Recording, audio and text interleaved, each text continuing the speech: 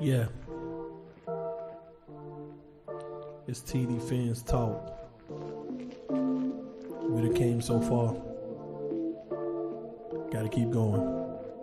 Hey, this is 2022. TD on the mic repping my team. Yeah, that's what I'm gonna do. Over 20,000 subs. Look at how much we done grew. Shout out DDW. He's great and that's my peer review. These haters keep on hating and it's starting to feel like deja vu. Insanity and Chef Jew. I can't forget my day one crew. EM Reason Ball Game. The recognition's overdue. I share with you my point of view and this is what it's got us to success. My haters say I'm a mess. They say that I'm a pest and I depress. And I'm obsessed with causing stress, but yet the stress they can't suppress. Nonetheless, I just impress because I'm blessed and they oppress. I know the answers, they just guess. When they play checkers, I play chess. When they regress, I make progress. And my attention, they get less. They feel neglected, CPS. If they don't pay, I repossess. Now I digress and decompress and take recess and clear my chest. I must confess, I am the best. Like, hey, this is 2022. TD on the mic repping my team. Yeah, that's what I'm gonna do. Over 20,000 subs. Look at how much we done grew. Shout out DDW. He's great and that's my peer review. These haters keep on hating and it's starting to feel like deja vu. Insanity and Chef Jew. I can't forget my day one crew.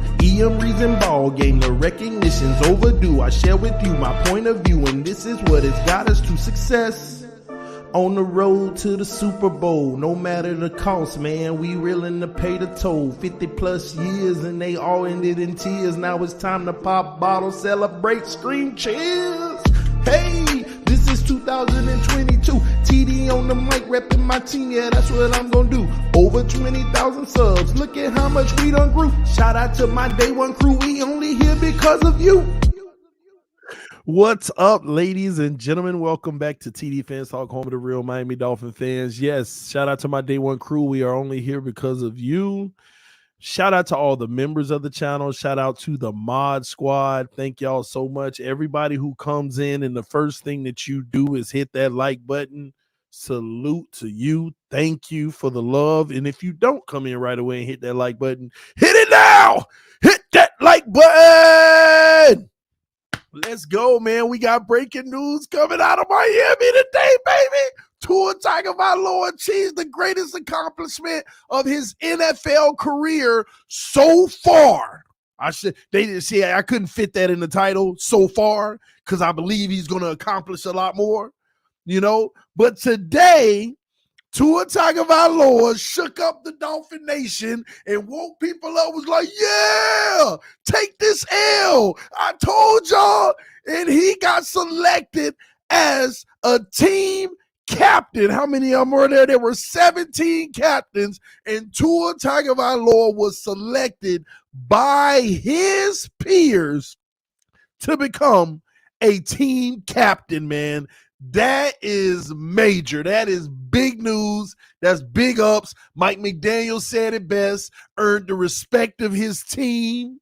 And those guys put that, I ain't got no pen. I got a little crayon, one of my son's little crayons. They put that crayon on that paper and checked Tua Tagovailoa's name because they believe, like Teron Armstead said today or yesterday, that we are only going to go as far as he takes us. We are only going to go as far as he takes us. He is our leader. That is what Teron Armstead said. And if Armstead gonna say it, you got to believe it, baby. You got to believe it. Tua Tagovailoa will have that C on his jersey. He will be a captain. And now all he got to do is go out there and play like one. It's like all the stars and the planets are aligning for the eclipse of Tua Tagovailoa, baby, to just have one of them MVP caliber, all Pro Bowl seasons. Why not? Shout out to Xing Sports Talk. Man, upgraded the membership to all pro. Salute to you, homie. Welcome, welcome, welcome. Salute to you. Thanks for joining the membership. And I appreciate your dedicated support. Let's get something straight, man. I ain't gonna lie, y'all forgive me ahead of time, but y'all know I keep it 1,000. I gotta chastise the comment section for a second.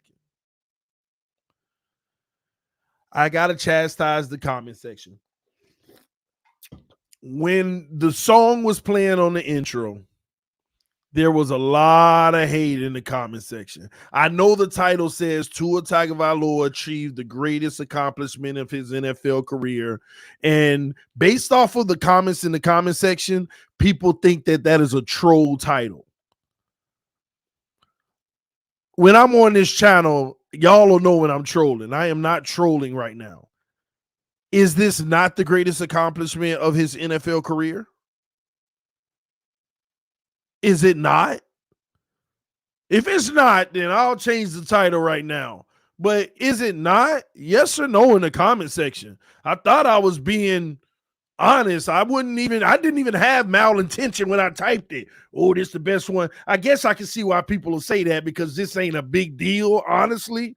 But for some reason, the Dolphin community making it huge. It is an expectation in the NFL. Let's get something straight. It is an expectation in the NFL for the quarterback, QB1 of every team, to be the captain. That is an expectation. The only reason it was huge last year is because he wasn't. And now that he is, it's like, oh, yes. Oh, like this celebration. I'm just going along with the flow. But it is an expectation. But I don't understand. This is his biggest accomplishment in his NFL career. I'm not trying to troll when I say that. I thought that was a good thing.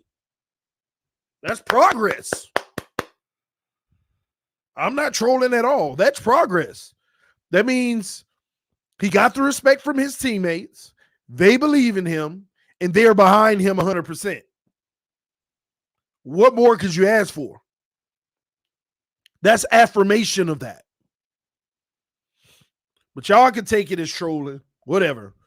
But yeah, I was sad. The comment section was like, oh, his biggest accomplishment, throwing past 10 yards and stuff. Y'all got to stop that mess now.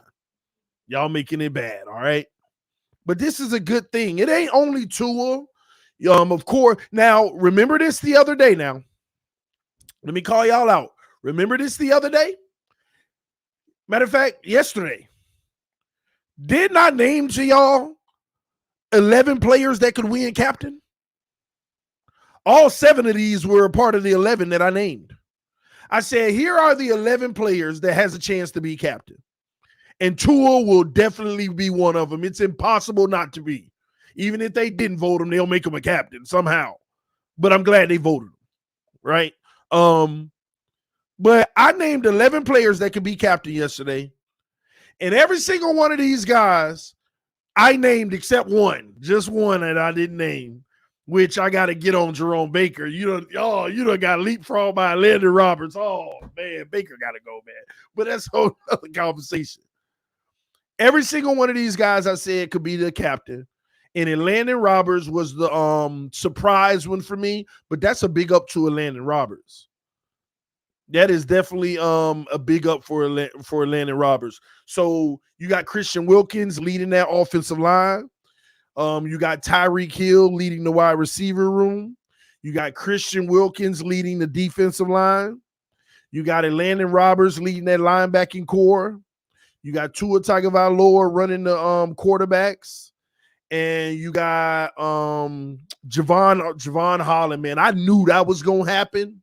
And rightfully so. I knew that was going to happen, and rightfully so. They weren't going to do that his rookie year, but he's definitely earned that right, and they are definitely rewarding him in just his second year as a team captain. And I really hope Xavien Howard has a Pro Bowl season this year. He needs that recognition. It's just guys like that come in and balls out from day one. You want to see them have nothing but success and grow. And on top of it, you know why I'm rooting for Xavien Howard more than anything? I want him to have a better career than Minkah Fitzpatrick. I'm just sorry. I'm just keeping it 1,000. I'm a little bitter about what Minkah did. Sit here and get all in his feelings about the role he was playing. Then he go to Pittsburgh, and now he asking to be in that role. People all up in your ear. So me personally, I want Xavien Howard to have a better career than Minkah Fitzpatrick. I want him to have more accolades and everything. So I'm all for it. But what they kind of did, they basically, it looks like there's one person from almost every group represented.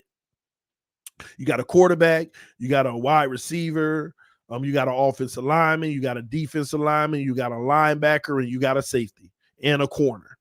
The only groups not represented is the running back because these guys are by committee. It's no clear-cut standout person. And what they did, they just went with what many would consider the leaders, like the top players of the team, the ones with the most notoriety, with the exception of Landon Roberts. Every single person they picked has the most notoriety on the team with the exception of Landon Roberts. It's that simple. That's exactly what they did.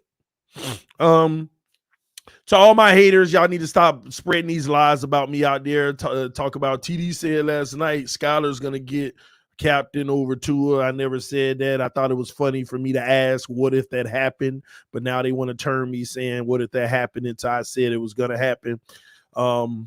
But what's new? We like when they mix words up. It just makes me more credible to the people who actually watch the show. But yeah, man, this is big up. I'm going to go through every single one of them. Like I said, Xavien Howard getting the captain nod. I've been on the record with Xavien Howard. If we don't go to the playoffs this year, we have officially wasted his career, the prime of his career. Let me say that. If we don't go to the playoffs this year, the Miami Dolphins have officially wasted the prime of Xavien Howard's career. Officially, period. We have to make the playoffs. Remember these rumblings about, oh, they're wasting my career and all this and stuff? Listen, man, don't waste that man's career. Let's go to the playoffs and let's get him some playoff success. We got to stop Zach Thomas and people. The Dolphins organization needs to stop Zach Thomas and people. We got to stop doing that. Guys that are worthy of being in the Hall of Fame, that should be in the Hall of Fame, but they have no postseason success because the organization can't build a winning team so that they can show their skills on the biggest stage in the playoffs and win something. So once again, if we don't make at least the playoffs this year, we have officially wasted Xavien Howard's prime. He deserves to be a captain, though. Always leading his team, and he's responsible for direct victories every year for the last few years.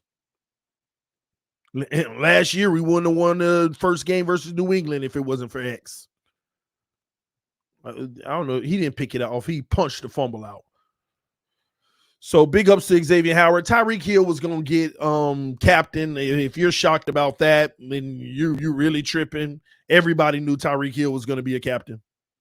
It was in the hands down. He's the biggest mouthpiece and everything around the team. He's the most highest paid player on the team now. He was going to be captain. You know how, listen, that was inevitable. He's the guy that's supposed to take this offense to a whole nother level this year. That was inevitable. It was going to happen. No question. Von Joe with the donation says, shout out TD. I'm on my final hour of work. Take me home, bro. Talk that talk. Salute to you, man. Hope you finish out strong. I'll do what I can, the best I can. All right. All right. So, Landon Roberts, the big shock, you know, and I'm not shocked. His teammates feel he's that, but let me tell y'all something, man. Jerome Baker got paid because he was the locker room guy. Yes or no in the comment section. Is this Jerome Baker's last year as a Miami Dolphin?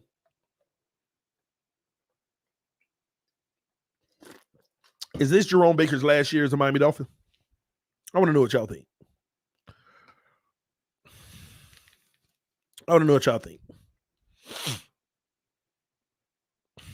Flo, the reason he got paid.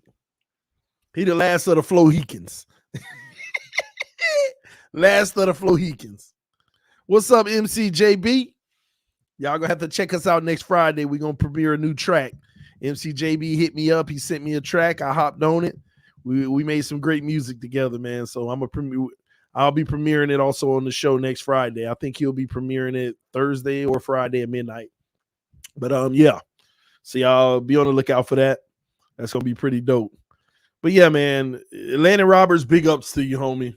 Your teammates view you as a leader and as a captain. Congratulations, Christian Wilkins, ladies and gentlemen. Rightfully so, former first-round pick. I knew that was going to happen. See, let me say this.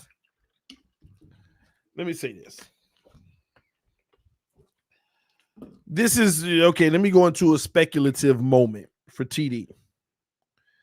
I want y'all to look at the captains last year. Last year, was any of the stars really captains? Not really, right? Like the stars weren't really the main captains last year. I mean, you had like Xavien Howard and guys like that, right? Because, I think last year Flores said, vote people who are like Flores, he's the ultimate leader. Some people don't like the way he leads, but he's like a leader guy, right? Where he's involved in, he's all up in everybody getting in all of that stuff. So he probably told the team straight out, I want you to vote for your captains, people that you see around, even intermingling with other units, helping them out, this and that and this, people that are really had a positive voice and all of that day to day. Sometimes that doesn't equate to the best players because the best players come and doing their job, all of that. And I think in this regime is more so, vote for the guys who are going to be there leading the way, who are going to be in the trenches fighting to get the job done, who's going to be, and I think that's the difference. That's the difference. That's why we ended up with all the stars and the Landon Roberts, pretty much. So I just think it was two different ways that it was pretty much voted. You got what? How many? Teron Armstead and Tyreek. Those are the new guys. 5 of the old guys, but none of them were captains last year, but all of a sudden they're captains this year. This is a star-studded group. They went for all the leaders, all the top players. And I'm going to be honest, this is what most teams do. They go for the best players on the team and they make them captains, team captains. That's why last year was such a wow, this is out of the norm. This is unique, so this will be very interesting. See how these guys lead the way this year. But these are the right guys, in my opinion. And at the end of the day, I'm not in that locker room. But I have to say, all 7 of these guys, I love the mix. All 7 of these guys. Tua leading the way. You need your QB1 to be a team captain. He has to be. That's why I was such a debacle last year. Oh my gosh. And he's leading the way. Tyreek Hill, the best player on the team, has to be a captain. And that's Tyreek Hill, of course. The second best player on the team, Xavien Howard, needs to be a captain. The third best player on the team, Christian Wilkins, needs to be a captain. The fourth best player on the team, Xavien Howard, needs to be a captain. It's inevitable. The 5th best player on the team, Teron Armstead, needs to be a captain.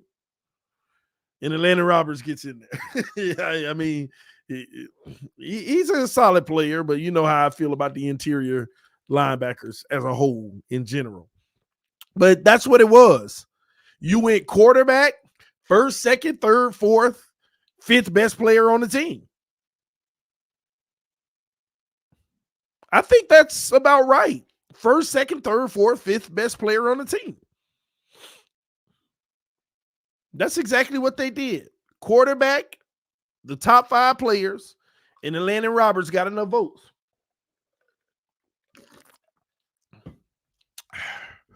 Then why is Byron not a captain? Because he ain't a top 5 player on the team.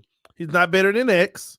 He's not better than Holland, being there. Holland's trajectory, and on top of it, he ain't even on the field, by the way. He's not even present to be a leader in training camp. Because you earn this recognition from the offseason. Byron Jones ain't been there. He ain't better than Christian Wilkins at, Byron Jones at his position isn't better than Christian Wilkins at his position. Christian Wilkins was rated the 6th best at his position. Zyler was number 3. That's why I was, but I ain't expect Zyler to get captain. The stars, state president. He ain't better than Xavien Howard. He ain't better than Teron Armstead at his position.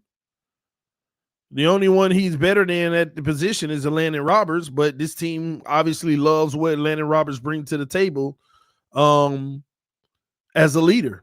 And that speaks volumes for Landon Roberts, and it does give him a big up, something that makes you want to pay a little bit more attention to him, because now you want to watch his game on the field and start to pick it apart, whether it's good or bad, so that you can know if this is the guy that you want to stick with going forward in the future as well. Thomas Allman with the donation said, lots of experts have us 0-4 first 4 weeks. Even though we swept Pats and beat Ravens last year, we start 3-1. We still lose to Buffalo, but close. I like to break down what you said. 0-4, I think that they're just being unfair to us. I don't see an 0-4. Now, when you say even though we swept the Pats and beat the Ravens, I take nothing from the Ravens win last year. If you understand anything about what that team was going through at that time, there's nothing to look at and feel like great about that victory. That was the start of their demise, where they start losing game after game after game after game because they were dealing with so many injuries on that defensive side of the ball. And then they start dealing with injuries on the offensive side of the ball after us. But their whole defense was depleted when we played them. Not the whole, but half of that secondary. Another reason why Jacoby Brissett was just an embarrassment against them with the offense, and Tua came in and lit it up. Not to take anything from Tua, but that whole secondary was obliterated. So I think people need to pump the brakes on Baltimore, and don't forget, before we played them, they were the number 1 team in the AFC. I think it was like 8-1 or 8-2 or something like that. I don't know, but they were the number 1 team in the AFC. And that game the week before, they got hit with some major injuries in that secondary, and it went downhill from there. Imagine being 8-1 or 8-2 and you don't even make the playoffs. You know something bad happened. And we caught them right at the beginning of that. So Ravens, different story. We stopped the Ravens offense last year. We did, even though Lamar still got some good yards and stuff at the end of the game and all of that, we did a good job against their offense. But if their defense was intact, and to truth be told, they held us for 3 quarters with a depleted defense. And we didn't need many points to win that game. Tua came in and started lighting it up. If he never played, we should have won that game because we was already up, if I'm not mistaken. It was like 9-6 or something like that. But if their defense was healthy, I don't even know if we scored 6 in that game. I think we got 1 touchdown after them 9 points, something like that. I don't remember. But we'll see this year. We shall see this year. But the Pats sweeping them, the second game we dominated the Pats. Not dominated, but we beat them. We beat them handily. The first game, we lost that game. Here we are in the fourth quarter with 2 minutes left, and Tua just got picked off. We had the game automatically sealed. Tua gets picked off, and here they are going down the whole field. They already by the red zone, and they already in field goal range to win the game. It's 17-16, and we up, and we done threw the pick, and now they in position to kick the game-winning field goal. And thank the Lord, Xavien Howard punches out a fumble. We lost that freaking game. Think about it. 17-16, and your quarterback throw a pick and give him the ball with 2 minutes left or something, and they just going all the way down the field, chunk at a time, and they already in field goal range to win it, and we're just saved by Xavien Howard's punch fumble. So to say we swept them, we were blessed in that first game. We were blessed. That's how we got our first win. So you can never sleep on the Patriots. With this talent we have now, we need to win. We better win this game. But you can't sleep on it because Do any of y'all even know what the Patriots' strongest suit is on their team right now? Put it in the comment section if you know what the best unit on their team is. I'll give you a hint. It was the main reason they had the number 3 defense in the NFL last year. The main reason.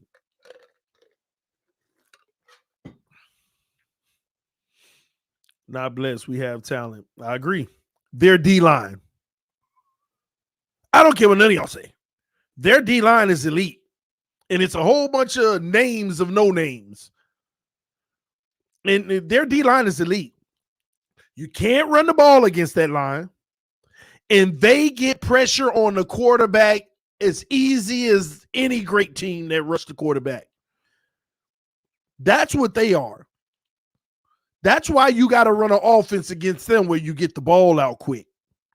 That play action stuff, oh, they love when you run that. See, that's a team that's going to love when you play action. Please play action and waste that half a second with the fake handoff.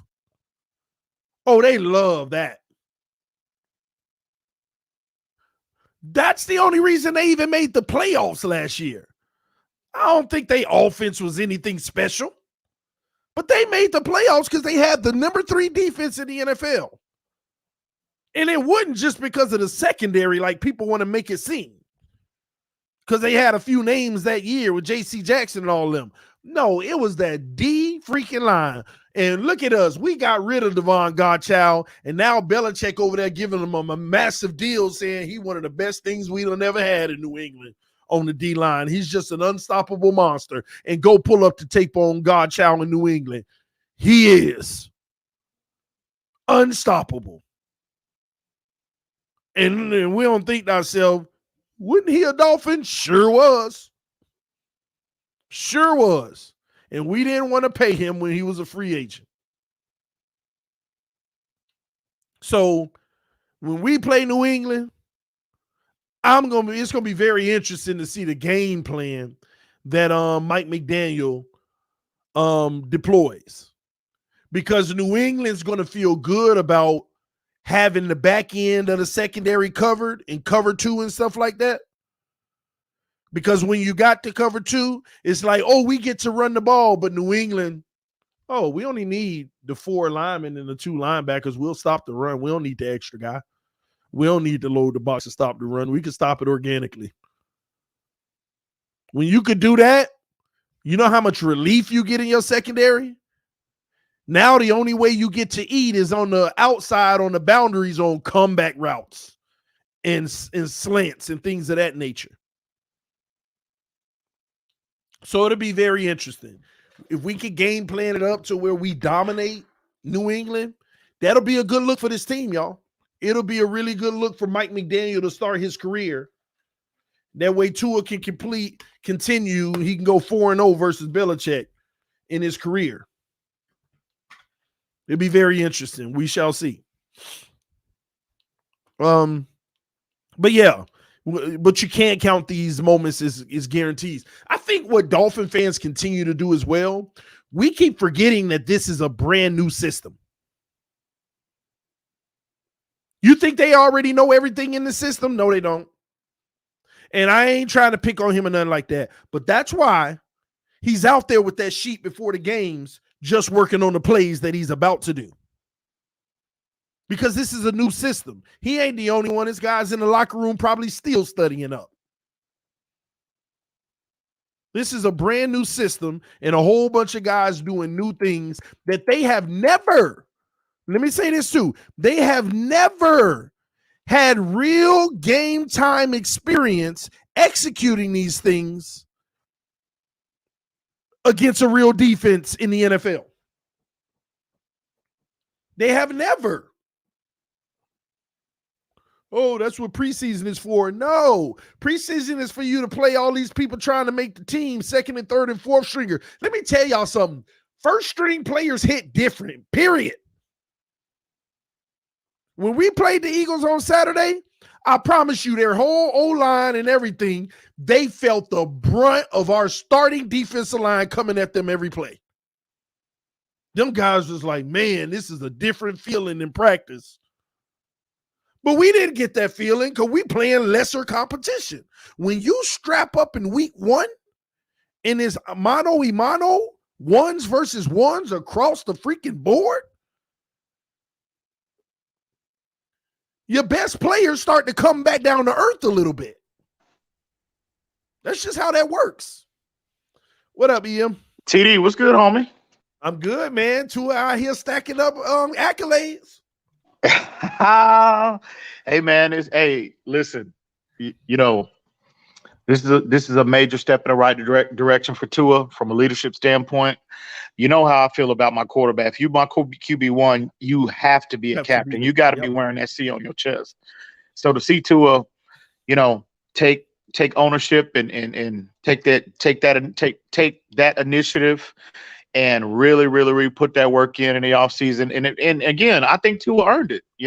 Tua clearly, according to a lot of reports that we both heard publicly and privately, Tua has, he's taken a huge step forward in terms of his day-to-day preparation. And that's good to, and good to see him get rewarded with that C on his chest. That's a major step in the right direction for Tua. I agree, man. I like the whole group as a whole. Landon Roberts was a little shocker. What's up? How did Landon Roberts get the nod before Jerome Baker, bro? I keep telling these fools, man. You look at Landon Roberts, his value to this defense, and it gets overlooked, I think, a lot in our fan base. A lot of what he brings, you can't necessarily quantify it in a stat sheet. You know what I mean? He's a tone setter in terms of the physical nature that, Brian Flores and now Josh Boyer, wanted to that physical nature that they wanted to implement. And Landon Roberts, he is, is he the second coming of Ray Lewis? Absolutely not.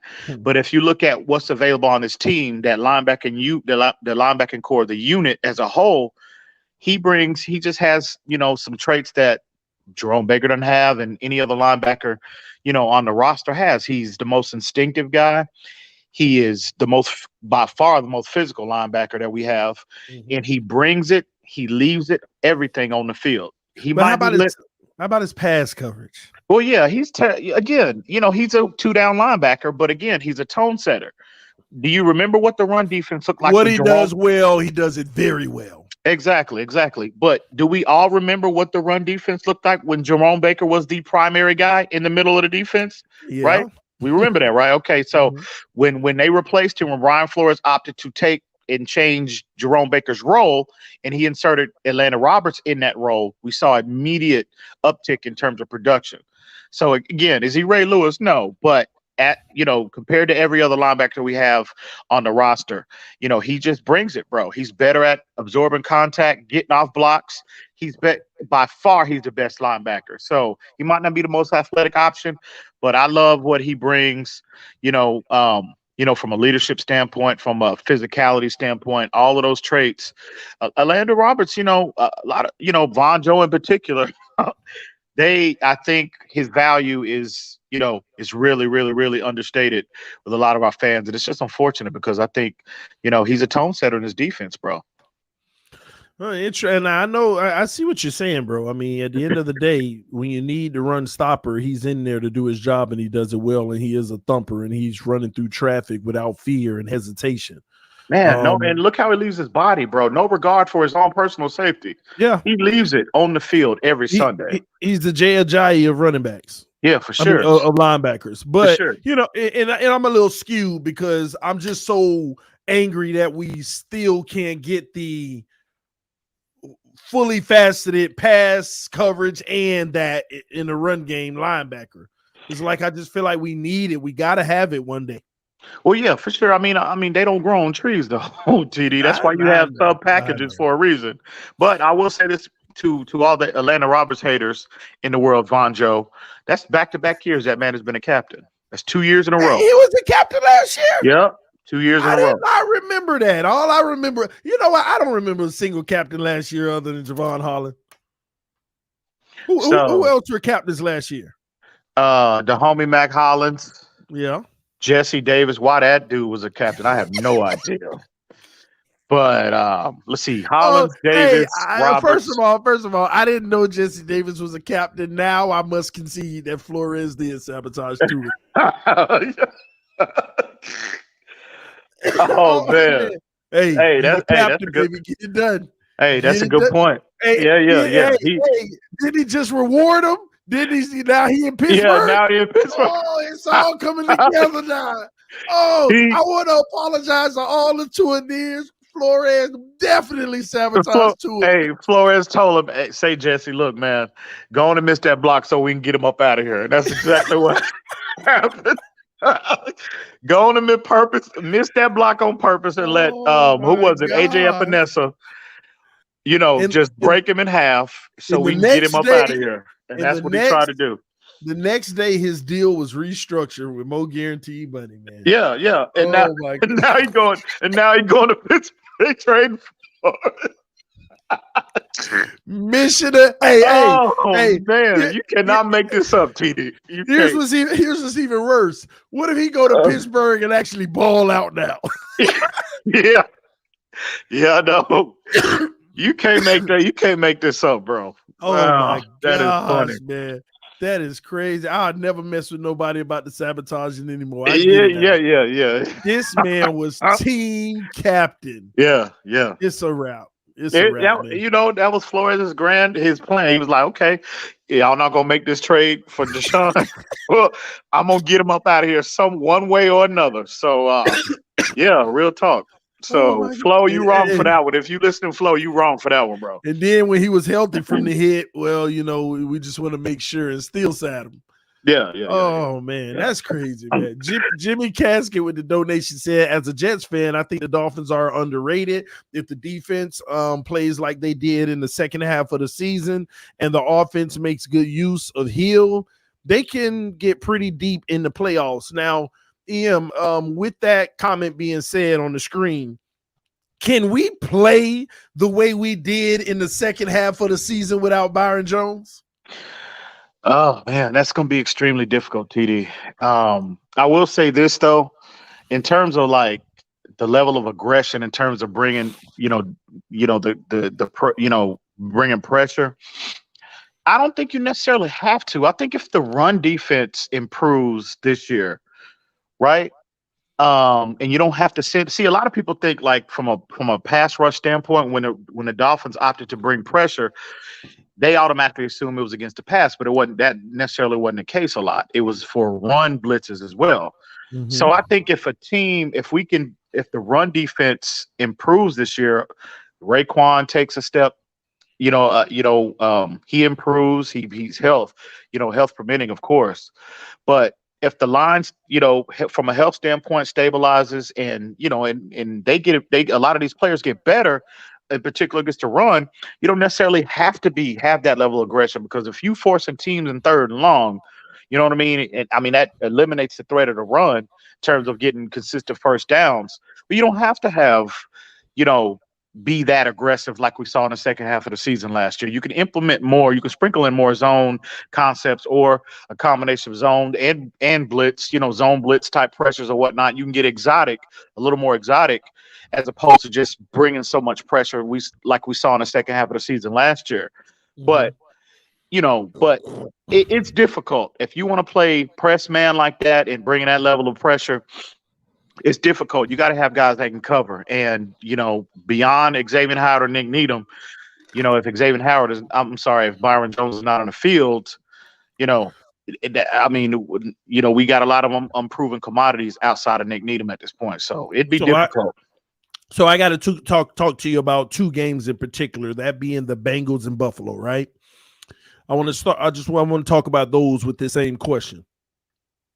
We know that these teams, they can run the ball, but they love passing the ball. Okay. Mm-hmm. Chargers, they can do a lot of traditional run sets, and they're a little more dangerous as far as trying to guess what they're going to do than Buffalo. Mm-hmm. You kind of know what Buffalo's going to do. It's just a matter of, can you stop it? Mm. Will this secondary, will we be able to devise a scheme that can, with Byron Jones being out, that can survive either of those two? I mean, yeah. Well, it's just not going all. Hopefully, you know. I'm saying, look at the quarterbacks. I mean, these are I two hear you. quarterbacks that can identify the mismatch. That I it's hear you. already, even if you didn't have a mismatch, they're gonna eat one way or the other. Right. Well, Well, you can now you always. got a mismatch. Well, Xavien Howard, he definitely, if now that Byron Jones is out the first 4 weeks, X gonna earn that contract the first 4 weeks. He should. Yeah, but we He talking should. about teams that got 3 top weapons Well, yeah, each. but again, from a scheme standpoint, you want to identify what their strengths are. So Xavien Howard he should command Has to be on an the island. opposing team's number one guy. You need to And he start there in terms of and he game plan. has to be on an island. Yeah, for Because we sure, need for all sure, the help for the other guys as for possible. sure. If he's able to lock down Stephon Diggs, or not necessarily, nobody's gonna lock him down, but just neutralize him. Don't allow him to wreck your game plan. Again, it's so that frees up from a scheme standpoint so many different, it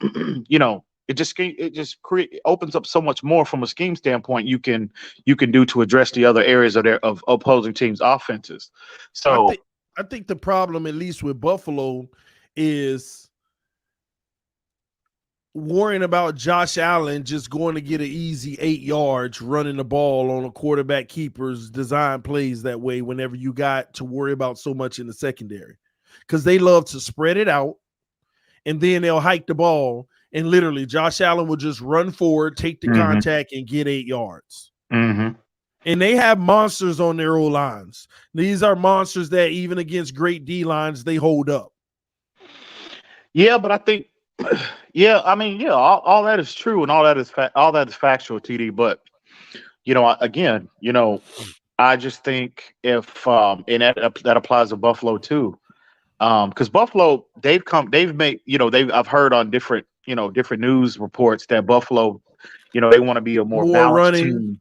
They want to be a more balanced team this year. Mm-hmm. They don't want to be, it all being 70-30, all Josh Allen, because that there's a ceiling to that. There's a ceiling. They want to go 60-40 because Right. lean on And we all know in the game of football at this level, balance is always the primary objective of any offensive-minded coach, any coach, period. Balance is what wins. But, again, like I said, I think if the run defense, improves, and we are really, really good against the run.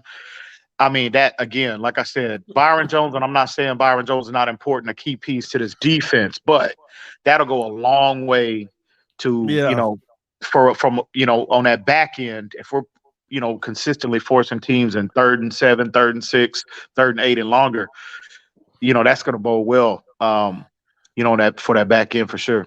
So if our run defense can stop theirs, but am I wrong for saying their run defense will stop ours? No, because I mean Buffalo was number 1 in the league last year for a reason. They have a very good defense. A good front. They have they got one of the best second level units, which is the linebacker unit in the entire NFL, in my opinion. And but one thing though, Tre'Davious White is on IR as well, so that kind of cancels the whole Byron Jones. But schematically, they run their defense different than ours. Right, that's true. So, like, X is more of a negative hit Byron is more of a negative hit for us than White is for them. Yeah, well, yeah, that's legit. That's fair. But I just think Buffalo. They're going to be a tough matchup, bro. They're loaded on both sides. We know what Josh Allen brings, but that defense, it gets overlooked, I think, in terms of like in the mainstream, because Josh Allen, he commands a lot of the attention. He should. He's a very good player, but it's going to be a tough out, man. That's why the run game, I think, early on, hopefully, we will have, some semblance of a run game that, and again, I don't think we're going to be the San Francisco 49ers, but if we can just be a team competent and we can force teams to be, account for that run game, again, that's going to go a long way for us. If we can establish a run game, we can be truly complementary on offense and defense. See, I think they have a good secondary. I just always felt their secondary was overrated. I personally feel like their excellent safeties, bro. They might have the best tandem of safeties in the league. I was talking about their corners, like overrated. I know what their safeties can do. Put it like this: their safeties would have picked off that ball that Tyreek caught in preseason. Maybe. Tre'Davious White is not overrated though. Tre'Davious White. I'm talking with the opposite side. Yeah. There's a hole there. I like our combination better than theirs on the outside. Oh yeah, for sure. But I just think that their front seven is just legit, especially with the linebacking core. Yeah, and that's where my concern comes, because the crossing routes and things like that they do well with. And now you add Von Miller to that B line as well, man.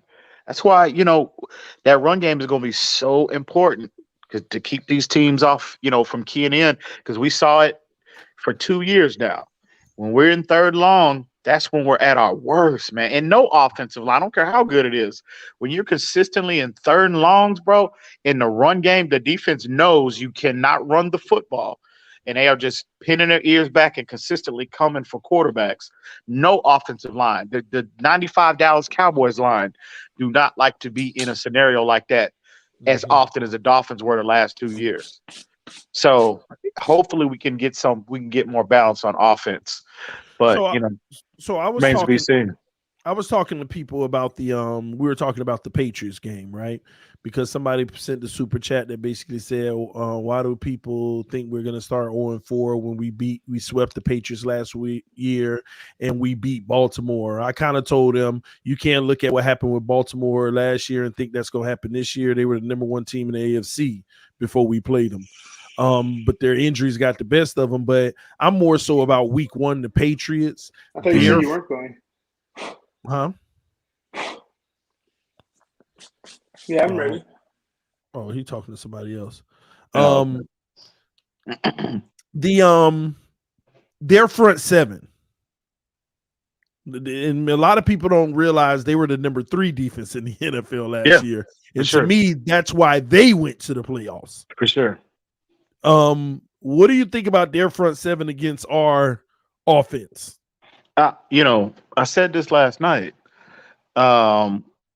I think a lot of our fan base, they're not really, respecting the Patriots enough, bro. That unit, again, they lost J.C. Jackson, but we know Belichick just in general. We know, he's obviously maybe the best defensive mind, maybe best coach, period, but definitely defensive mind we've ever seen. So we've seen him lose big time players, and we write them off in the offseason. Well, they're not going to be this. They lost this player. You know what I mean? And then next thing you know, a J.C. Jackson pops up out of nowhere. You know what I mean? Every time. Every year. And it ain't just in the secondary. It be that nose tackle or that outside linebacker. Exactly. Every time he finds Exactly. They still have Matthew Judon. I think Barrymore from Alabama, that nose tackle they selected in the first round. Was it last year? He was a rookie last year. He showed promise last year. And I heard you earlier, you mentioned Devon Godchaux. Look at the production that he's getting from, and Godchaux was good for us as well. He was good for us, but obviously Flores didn't think he was an $8 million, defensive lineman. Well, Bill Belichick said, no, let me show you something different. And they rewarded him with a second contract. And look at the production that they're getting from him. Judon is there. They still have, the foundation of their defense is still intact. It's going to be difficult for us to run the ball with any level of consistency against them in week one. And again, that's my concern in those first 5 games, because I just don't think, the first 4 games in particular, but I just don't think this run game is going to be to the point where I just don't think we're not going to be able to run the football early on. And a lot of that responsibility for us to generate offense is going to fall on Tua. Mm-hmm. And like I said, if Tua takes a massive step, if he takes a significant step forward, well, we've got a chance. We can play with any of these upper tier teams in the league. But if he doesn't, we'll see a lot more of what we've seen the previous 2 years. And that's just not going to be a recipe. That's not going to be, a recipe for us to make the postseason. It's just not going to happen. I don't care how many Tyreek Hills you bring in. Yeah. So we'll see. It's going to be interesting.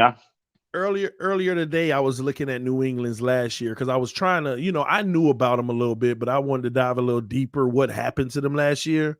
And I looked at the games, bro. I look at the games they won and the games they lost and how close they were, like almost every one of them. They lost to us by 1 point.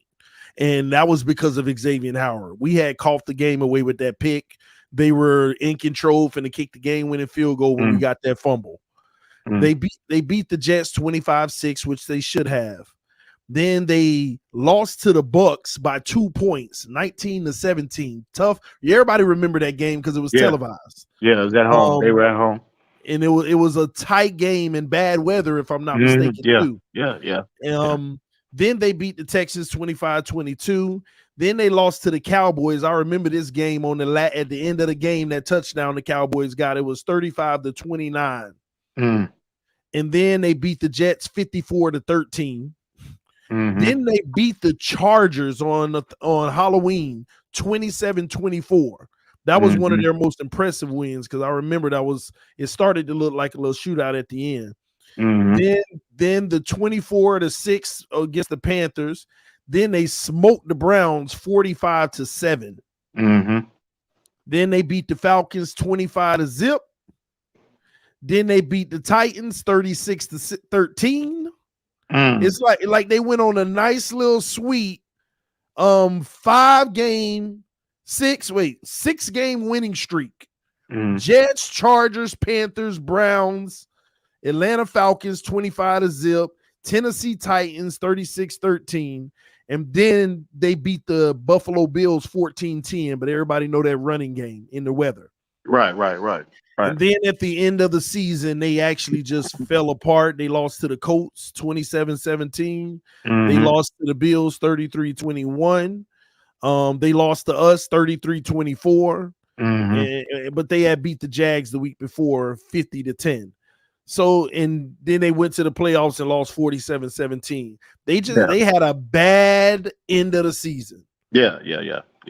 And I don't know why, and I don't know if anything was going on with injuries or anything like that, but they just started falling off. But they actually put some quality performances out there on the field. And some could say their victories were better than ours.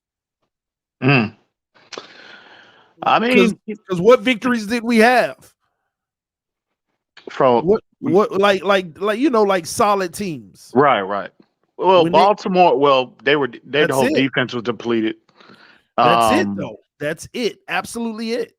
Other than the Patriots themselves. Because they beat the Tennessee Titans. They beat Buffalo. They beat the Chargers. They beat the Browns. You see what I'm saying? These are some of the better teams that were in the league. That's fair. That I really can't push back on that. But yeah, it's not going to be. And again, their foundation is still there on defense. I know that the situation with their offense, on the offensive side of the football with their coordinators, dual coordinators, Matt Patricia calling plays or Joe Judge calling plays. Well, we'll see how that, we had a similar situation last year, and we all know how that movie ends. So, but we'll see how that turns out. But I just think, I like the addition of Devontae Parker. I know, I get that a lot of us got frustrated with his durability, and I did too as well. But I think Parker still has, he still got gas left in that tank, bro. And I still think he can make plays. I happen to be a little more on high on Mac Jones than a lot of our fan base is, and I get it, I understand. But I think, I thought Mac Jones accomplished a lot for a first-year player last year, and you can forecast another year of development for him, positive development for him, and also another thing, TD, about New England, they're gonna bring that wood in terms of the run game. Yeah, they're gonna run the football, so keep pounding it. Yeah, so I do think because I think we're just more talented on offense than them. And, I think from a defensive standpoint, we match up well against them. I think we will win that game, but I don't think it's going to be a blowout like a lot of people are anticipating. So when you say we're more talented than them on offense, I feel like that's only exclusive to Tyreek and Waddle, period. Yeah, I mean that's a big advantage. You know what I mean? I get it if we can utilize them against New England. Yeah. We want. Yeah. They love to bunch up the middle of the field against the crossers. Mm-hmm.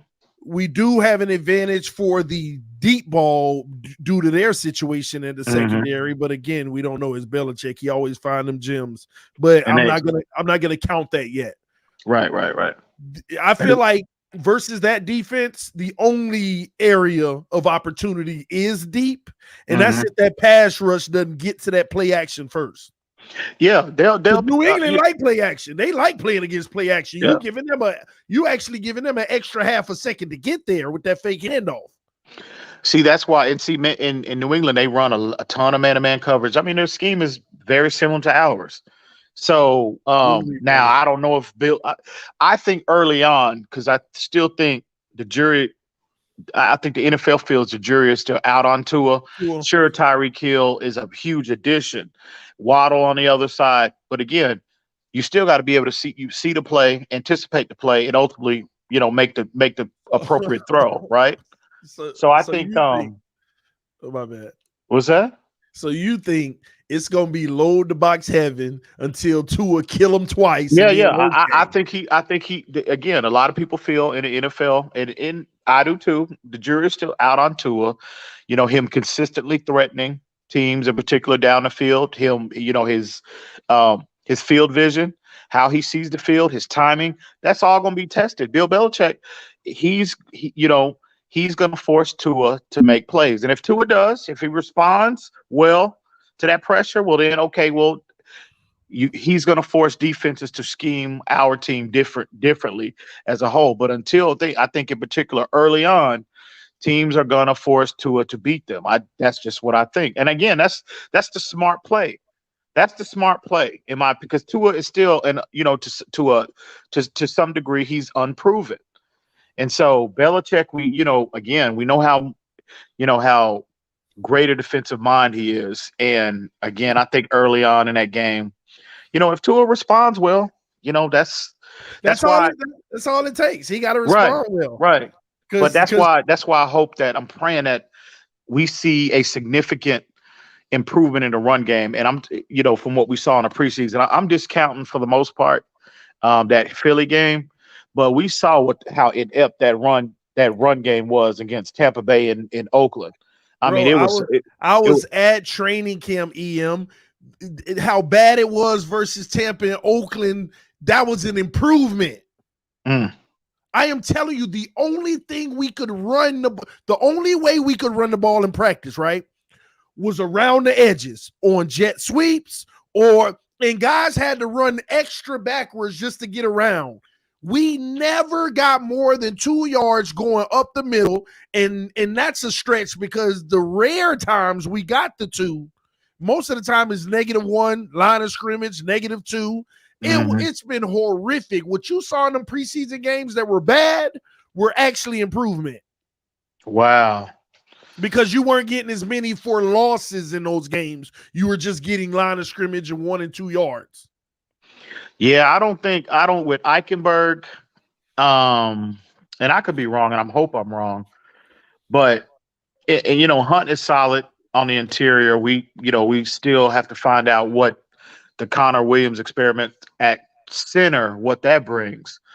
But Eichenberg being able to run between the tackles, with Eichenberg on that line, it's concerning. And, again, the uncertainty surrounding Connor Williams. So, again, I think it's going to be obviously it's that wide zone format that he wants to implement. It's more horizontal as opposed to going vertical. And, well, in the wide zone, defenses want to attack the guards. Well, yeah, because you want to eliminate the possibility of a redirect from the running back. Yep. You want to seal off that edge and you want immediate penetration from the interior because you want to eliminate the possibility of a cutback run from that running back, or force the cutback sooner, where the back end is still there, basics versus the over pursuit. Right. And the problem is that I'm worried about Eichenberg. I'm also a little bit like looking side-eyed to Robert Hunt's been the most steady thing we had, and some people making it seem like he's had a little bit of regression in camp. No, I don't see regression from Robert Hunt. I mean, I don't, but that's where a lot of people are trying, like hinting to. It's not like, because it is also a new system for him. Yeah. So all of them. So I just, if the guards can hold up, we know what Teron is going to do. Connor has the power for the middle. It's just a matter of if he gonna get the snaps clean. And right tackle, just keep running it left. But Austin Jackson is still a major concern until proven otherwise. That's my point. Exactly. Everybody like, well, there's improvement in Austin. Okay. All right. I believe it when I see it. And here's the thing. We about to find out week 1 with that front.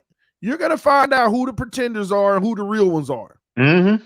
And it ain't going to be no, and Belichick, somebody put this on the screen, Belichick blitzing all game, just like Buffalo. Mm-hmm. It's 5 or 6 coming all game.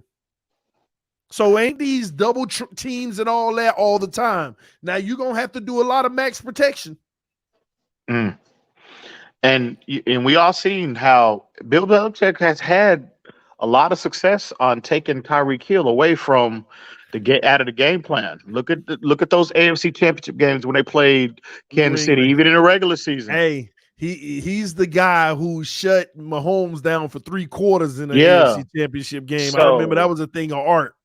So, just saying it again. I do think, we're going to play well enough to win, but I just think it's going to be a lot tougher than what people realize, in my opinion. Yeah, I think our talent in our receiving core is going to, especially with their secondary, even if a guy emerges, I feel like our talent is going to get the job done. But one thing that does go underestimated about New England, they're also good with their hands on that D-line with the batting down balls and things like that. Those things make all the difference in the world, man. Those little plays that they make.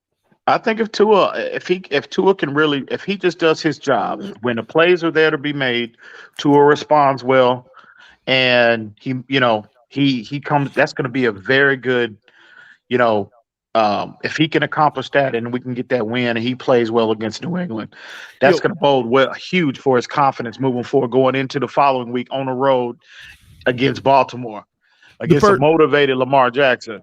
The first game, I think Tua has the best game of his career, with the exception of Arizona, but like one of those top-notch games for himself. I see Tua putting up literally 270 versus New England. Two tubs, one INT. I see 270, 2 tubs, 1 INT, and that is a huge success for him. Yeah. I mean, that's what I see. That's what I see in the first game.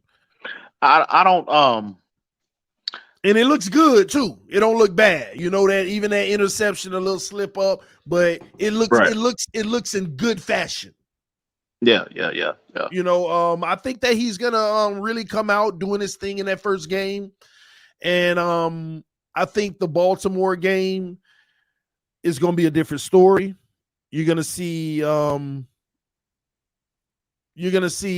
not the struggling Tua of the past, but you're gonna see a how can I put it? I guess let me just put it like this. You'll see a game where Tua is a 220 quarterback, 220 yards, 1 touchdown, 1 pick. It ain't horrible. It ain't great either. You were just there and made a few plays here and there. And I don't want to begin to talk about the freaking Bengals and Buffalo, but I just been really thinking about those first 2. So you think you don't have us winning against Baltimore?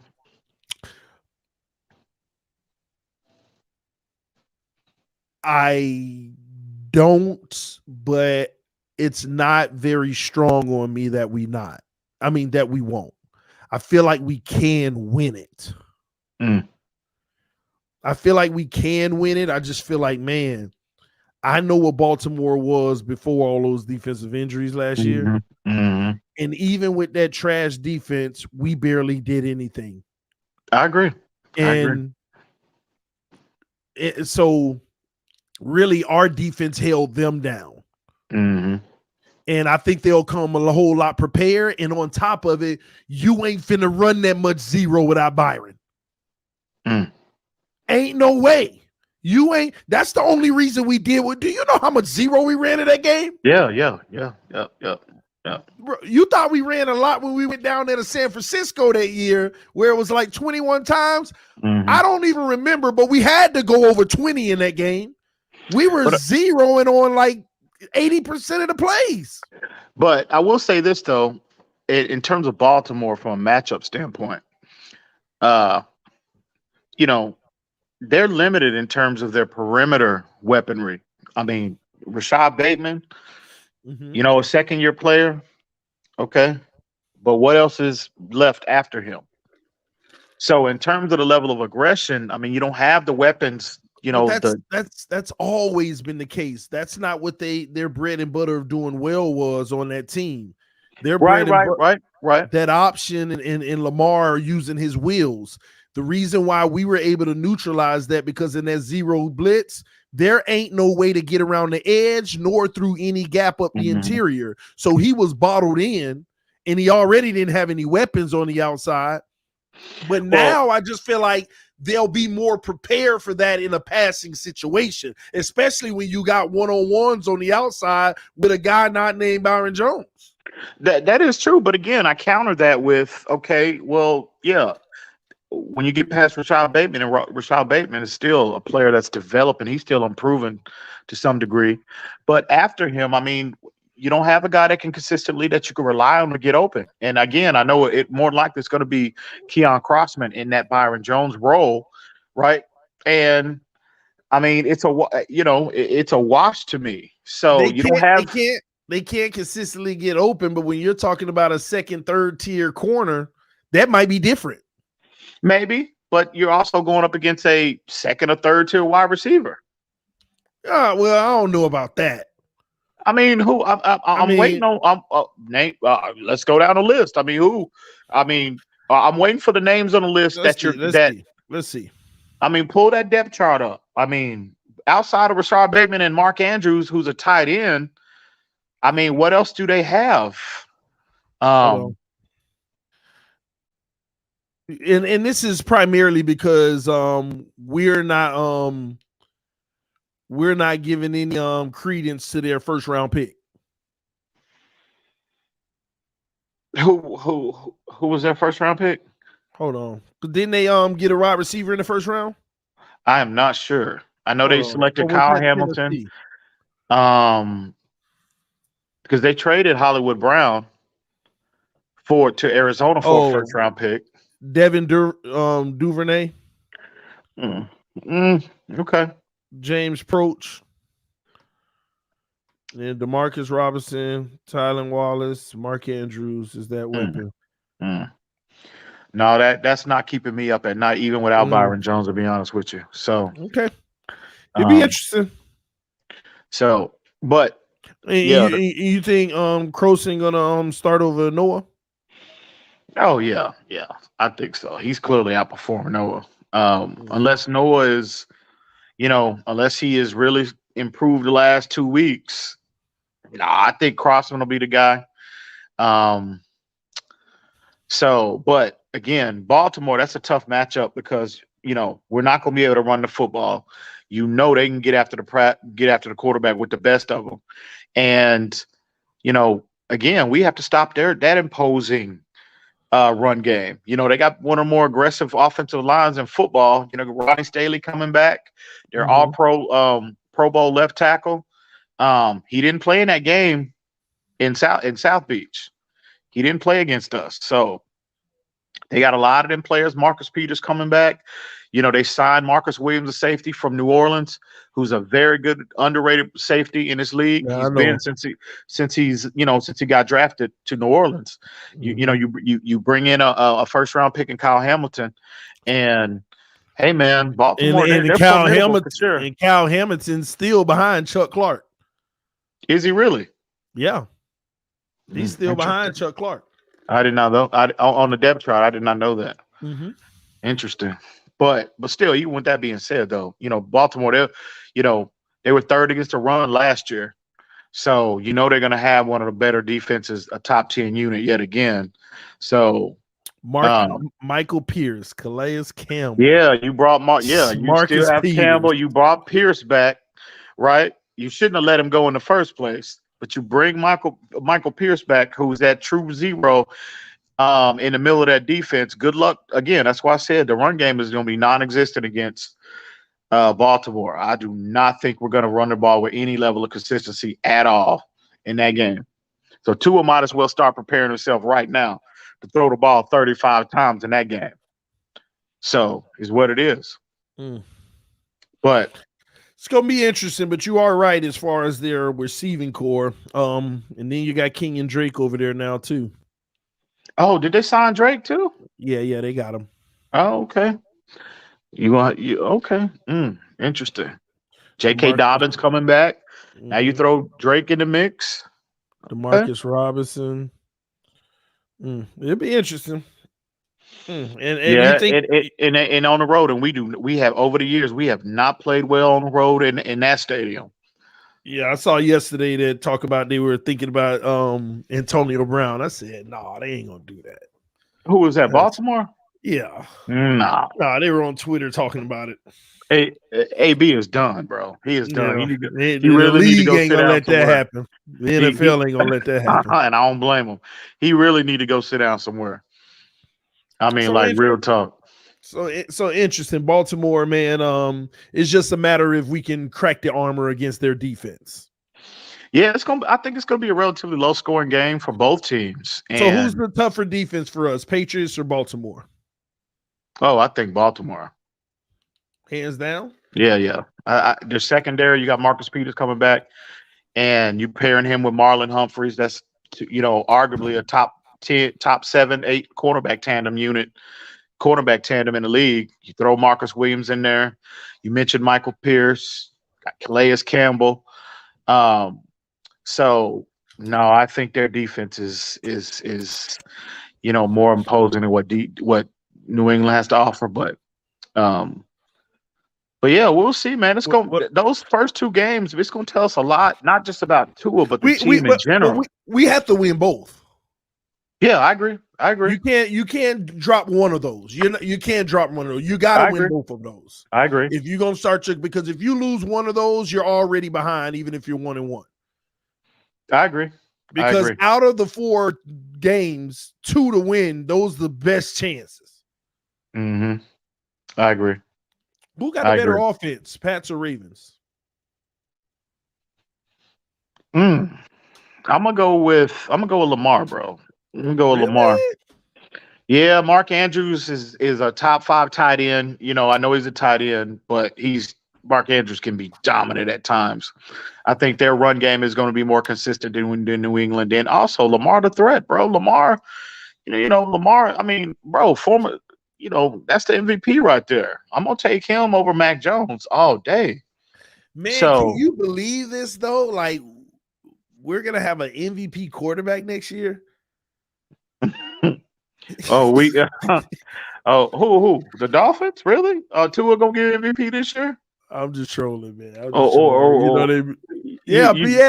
Tua's gonna be the MVP this year. You think Tua is gonna be a legitimate MVP candidate? He might. Listen. Y'all want to write him off. Y'all are acting like Tua's evaluation is over. Tua is a second-year player going into his third, and his evaluation is still ongoing. Listen, so all I know is still possible on the table. Tua got the captain award today.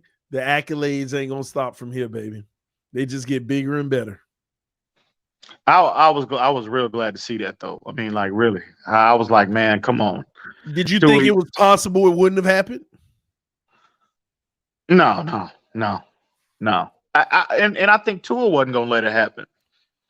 I think Tua. I think the Dolphins were not gonna let that happen, but also Tua as well. And again, to Tua's credit, he has earned it because he's put the work in. Everybody, all by all accounts, from what has been reported, consistently has been reported, Tua has been putting the work in. We haven't heard those stories of, well, Tua, he needs a little, he needs to be, he needs an increase in terms of his preparation. And we haven't heard any of that this offseason, But again, I don't care what he's done, this offseason. It has to translate to the field. I don't care that I care that he's a captain, and I want to see that. But at the end of the day, you got to earn that captain status. And the only way you do that is your play has to translate to the field. Your consistent play has to translate to the field. So we'll see, once the season start come next week, whether or not truly his captain status was warranted. Because again, I don't care who you are, bro. You got to have a resume behind that. You know what I mean? And I know they vote captains, generally teams vote for captains before the season starts. But at the end of the day, bro, to be a true leader, you got to have the most important, in my opinion, the most important thing that a leader has to have is the resume, because that's what players respect the most. You can have the loudest voice, you can be the best motivational speaker. If you don't have that resume attached to your message, players are going to tune you out. What resume?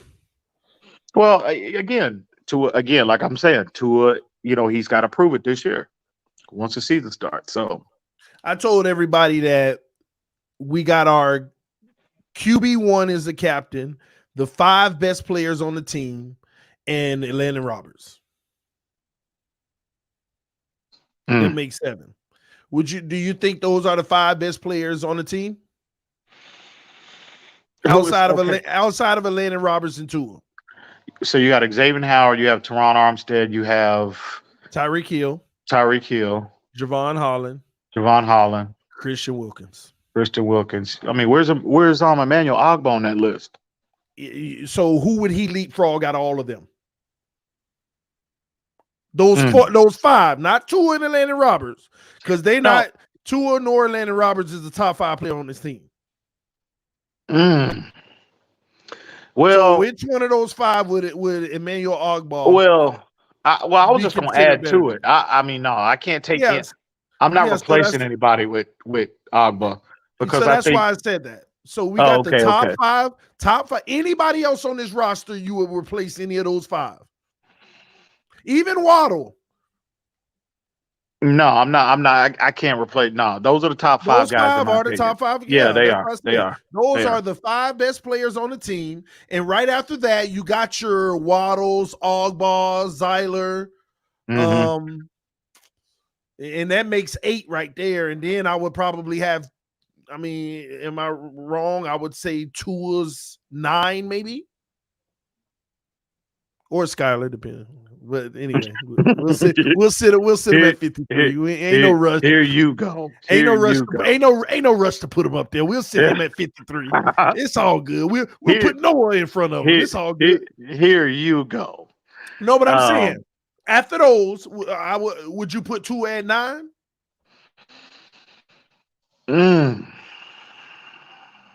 Yeah, I would not put too much. And that might be a little bit of bias of just giving it to him, because you got, from an equivalent standpoint, there's some guys on this team that'll rival that. But, he's the QB. You put him at 9. Well, Byron, would you put Tua ahead of Byron? No, hell no. So technically, we will put Tua at 10. Yeah. Well, yeah. Oh, no. I forgot about Byron. Would you put Tua ahead of Needham? Hell no. No. Me either, but I just had to ask you. I want to see what you say. No. That's 11. Go through. Anybody else? That's 11. So that puts Tua at 12. Would you put Tua over Cedric? Is Tua better at his position than Cedric Wilson is at his? I give Tua. I'll give him the nod, because again, Cedric Wilson just came out last year, and that wasn't like it was all season. He got an opportunity and he shined in that limited time. Somebody said Zeiler. We already did Zeiler, and no, Jerome Baker ain't better than Tua. No. Hell no. Not a value. I can't believe. I just don't get the my bad. I'm sorry to cut you off. Jalen Phillips. Oh, no, absolutely not. So now Tua's at 13. I can't believe I forgot Jalen Phillips. No. I don't count guys like Melvin Ingram and Trey Flowers. Why not? Melvin Ingram, you should. Why not? I know. You're right. He is starting. So that puts Tua at 14. Is Tua better at his job than what Andrew Van Ginkel is at his job? Maybe not, but I wouldn't give him the nod. Gesicki, God, dog. Tua's at 15. How we forgot Gesicki? Oh, yeah. Yeah, Jason Sanders. Somebody, hey, I ain't gonna lie. Right? Yeah, I ain't gonna lie. You're right. Wow. So, what, Tua's at 17 now? All right, man, that's it. We're going to stop right there. We're not even going to try to name no more because now it's starting to get embarrassing. We're not even going to try to name no more. We're going to leave. Hey, man, Tua's the 17th best player on the team, right? There, here you go. Look at you. You got the chat all. You're the one who answered the questions. You got the chat all riled up right now, TD. Look at you. Somebody said even our punter a Pro Bowler. Now I ain't gonna give it to him over the punter. Is Tua better than Raheem Mostert is at his job? I'm gonna give him the nod. Mostert always hurt, but Tua is too. I ain't gonna give it to. I ain't gonna give him Mostert. I ain't gonna give him none of the running backs. If you're a running back by committee, then you ain't the lead guy. I'm just glad it was important to Tua this year to really prove himself, put himself out there, and really embrace that captain status on this team. So that's a big start. And now we can give him another badge. He's a top 20 player on this team. Man, here you go. He's a top 20 player on this team, bro. Man, you do realize we left off at 18, and we didn't even talk about Connor Williams. So is Tua better at his job than what Skylar is at his? We don't know. We don't know what Skylar is in this league. Skylar's number 53. There is no rush with our project, okay? There ain't no rush. Let me ask you this. So you still feel like if you had an opportunity, if Chris Greer called you on the phone tonight and said, TD, we got to have a conversation. Mm-hmm. I want to pick your brain on something. We are contemplating. You should have never drafted him. We are contemplating starting Skylar Thompson in game one. What are your thoughts? Because a lot of how you feel and your mindset is going to influence what direction we go in terms of Tua or Skylar. What would you do? I would ask Chris Greer, has he been hanging out with Chris Forrester? Man, has he been sniffing that white powder? Man, this dude. That dustpan. Listen, man, Chris Greer, you're ridiculous. First of all, sit Skylar back, let him chill this year. Right, I thought you said you would start. I thought you said he's the best on the roster, in your opinion, though. No, I think he's the best quarterback on the team. That's what I'm saying. So don't you want to put the best 11 out there? Yeah, but Tua at this point, you so deep in. Tua has to have his opportunity to have a say about that.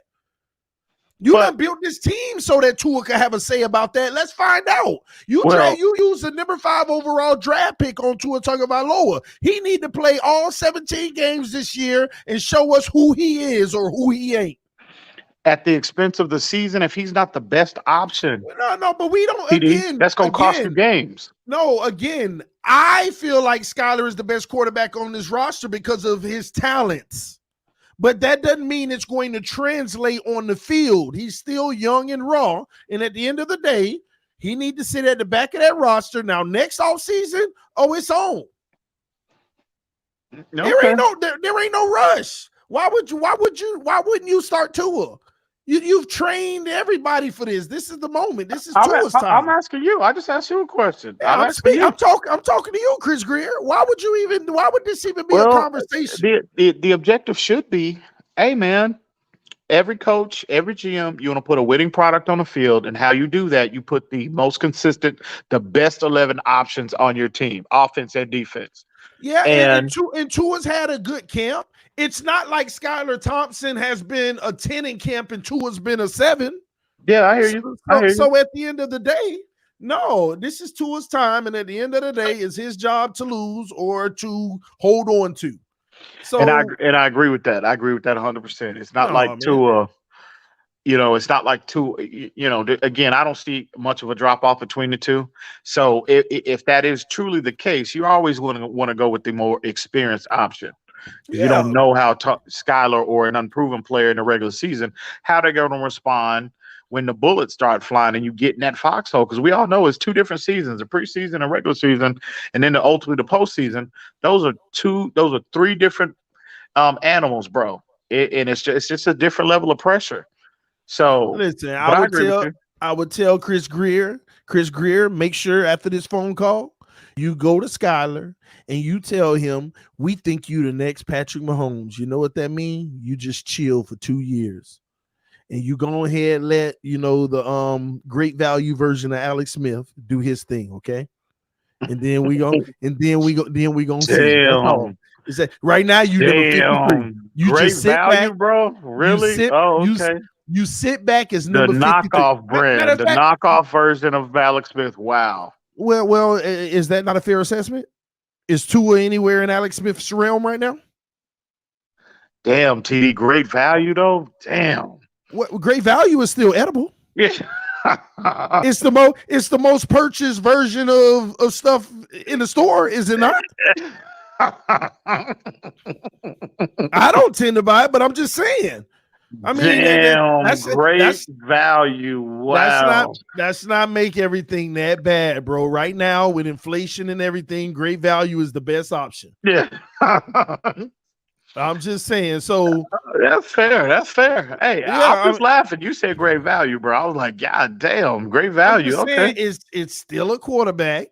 It still gets the job done. You may have a little slight difference of a taste and quality, but it ain't quite the on-brand version. It ain't got the fancy packaging. Oh man, this dude said great value, bro. That is hilarious. So what would you like me to say? The downgraded version of Alex Smith? Damn it. I just can't get over great value, bro. I'm like, damn. I know, I'm an entertainer though, So great value. Wow. But you are correct. If my comments don't make at least 10 people say, see, told you TD a hater, then I ain't doing my job. All right. So you know what though? But you are correct. I hear you. He is a downgraded version of great value. Of at least the word has value in it. And it's great. So you do admit to a break, he does have value to this team? Value to this team. Tua definitely has value to this team. Yeah, okay. I just want to be clear. Tua would have value to any team. Remember, we have one-on-one conversations with him. And I've given you my take. I just don't feel like he's a franchise quarterback, right? Right. But I always remind you, Tua ain't no bum. You're right. Tua actually can play quarterback and he can play football. But and what my biggest fear is, and I express this to you all the time, that he's good enough to be just not good enough. And those are those deceitful people. The people that can like Tannehill. Remember the first year in Tennessee? Yeah. You would think he a league MVP if he would have played the first 5 games, he might have won league MVP. Yeah. But at the end of the day, when they pull your covers, you hiding behind a lot of stuff. Mm-hmm. So that's my biggest fear with Tua. And it sucks because this year he got actual weapons that any quarterback can technically hide behind. Not saying that he will, but any increase that he makes, if he goes from a 5 to a 7, let's not sit here and act like that 2 points is all Tua. Let's not do that. Let's be fair, I don't care if you want to give him 1 point, whatever, but he's not going to own the entire growth. Because some people can make the leap with less, or some people are doing more already with less. Look at Derek Carr. You see what I mean? Yeah. You're the one got me on him. I never had the respect that I have for Derek Carr now until you yapped me up about it. And I went and did my research. He's a perfect example. Yeah, he may have a tight end and one guy, but he's never had the full package, but he still put up top 10 numbers in many seasons. Yeah. You see, like Burrow last year, what Burrow took that next step, right? That significant leap from year one to year two, that and wasn't all Burrow. True, but It wasn't all Burrow. You got to I'll look at say this. everything I around will him. say not all Burrow, but the majority. I think it was majority Joe Burrow because of the level they were able to achieve in terms of getting to the Super Bowl. Burrow still has flaws. Again, he's a third-year player as well, right? One of Burrow's biggest flaws is identifying the high and alerts. I get it. And again, that'll come with time. That'll improve with time. Well, I saw it in that game in that game where he got sacked 10 times. Yeah, Tennessee, absolutely. The first half, he ain't identified none of them. Right. Second half, 100%. Hit every single one of them. In one game made the correction at halftime. But he made enough plays in on the biggest stage to put his team in a position to win. He did that against Las Vegas.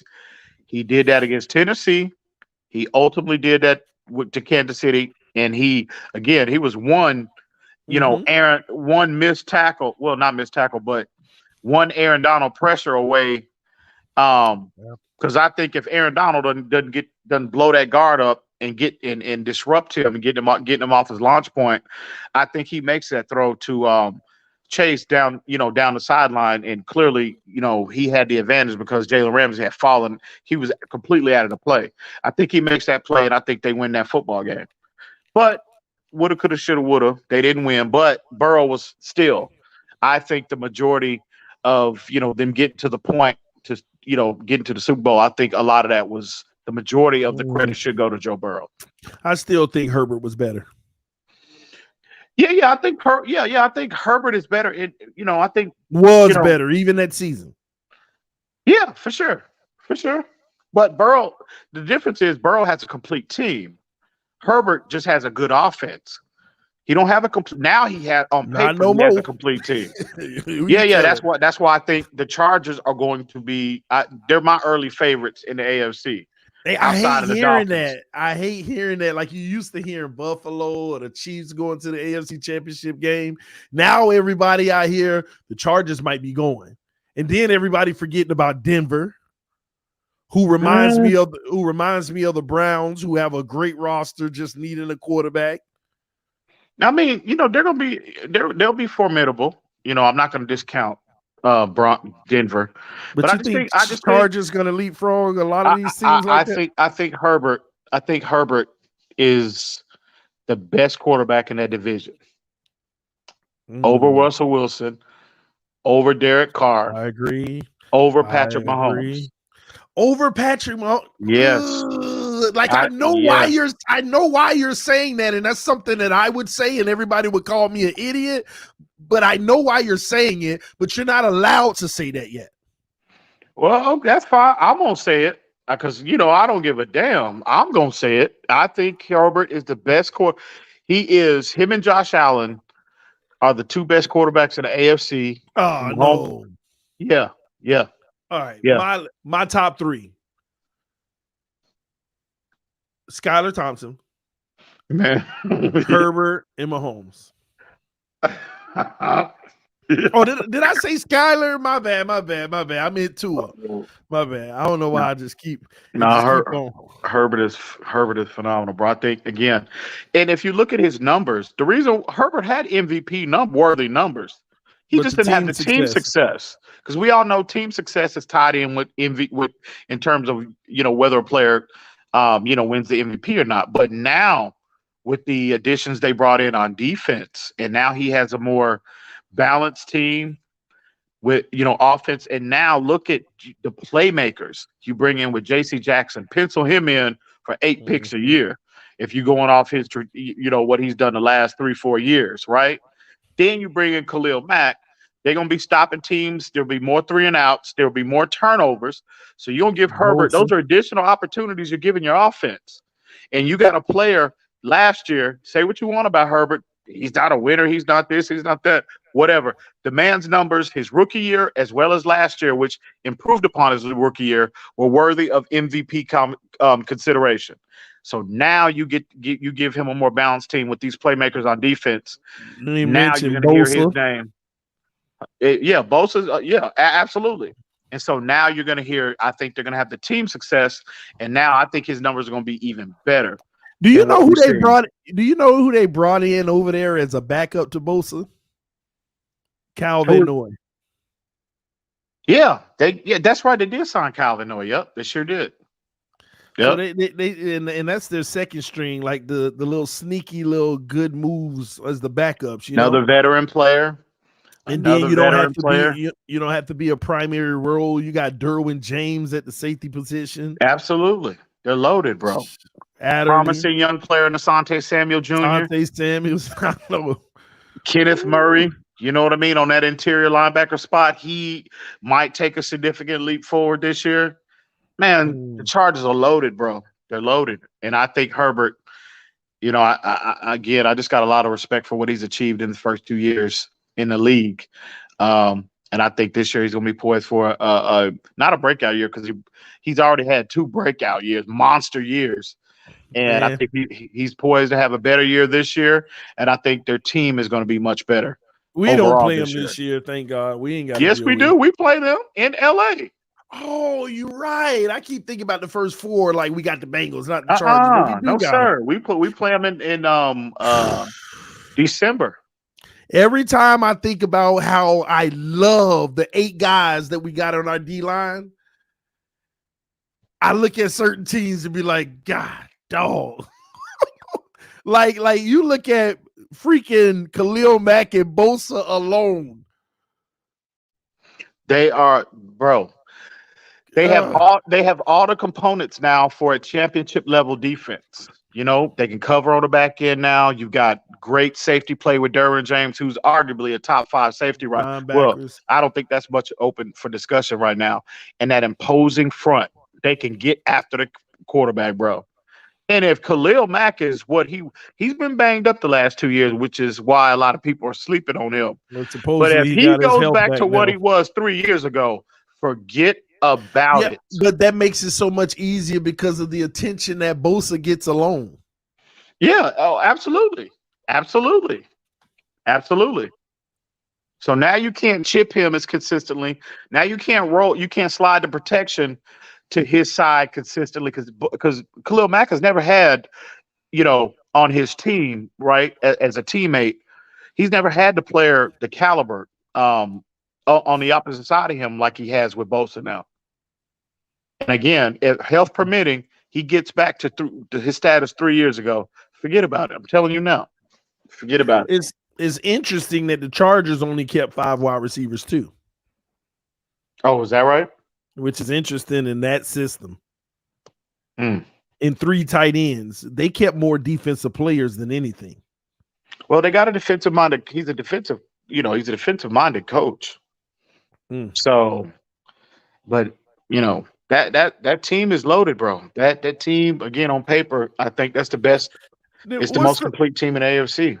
What's the most loaded team in the NFL?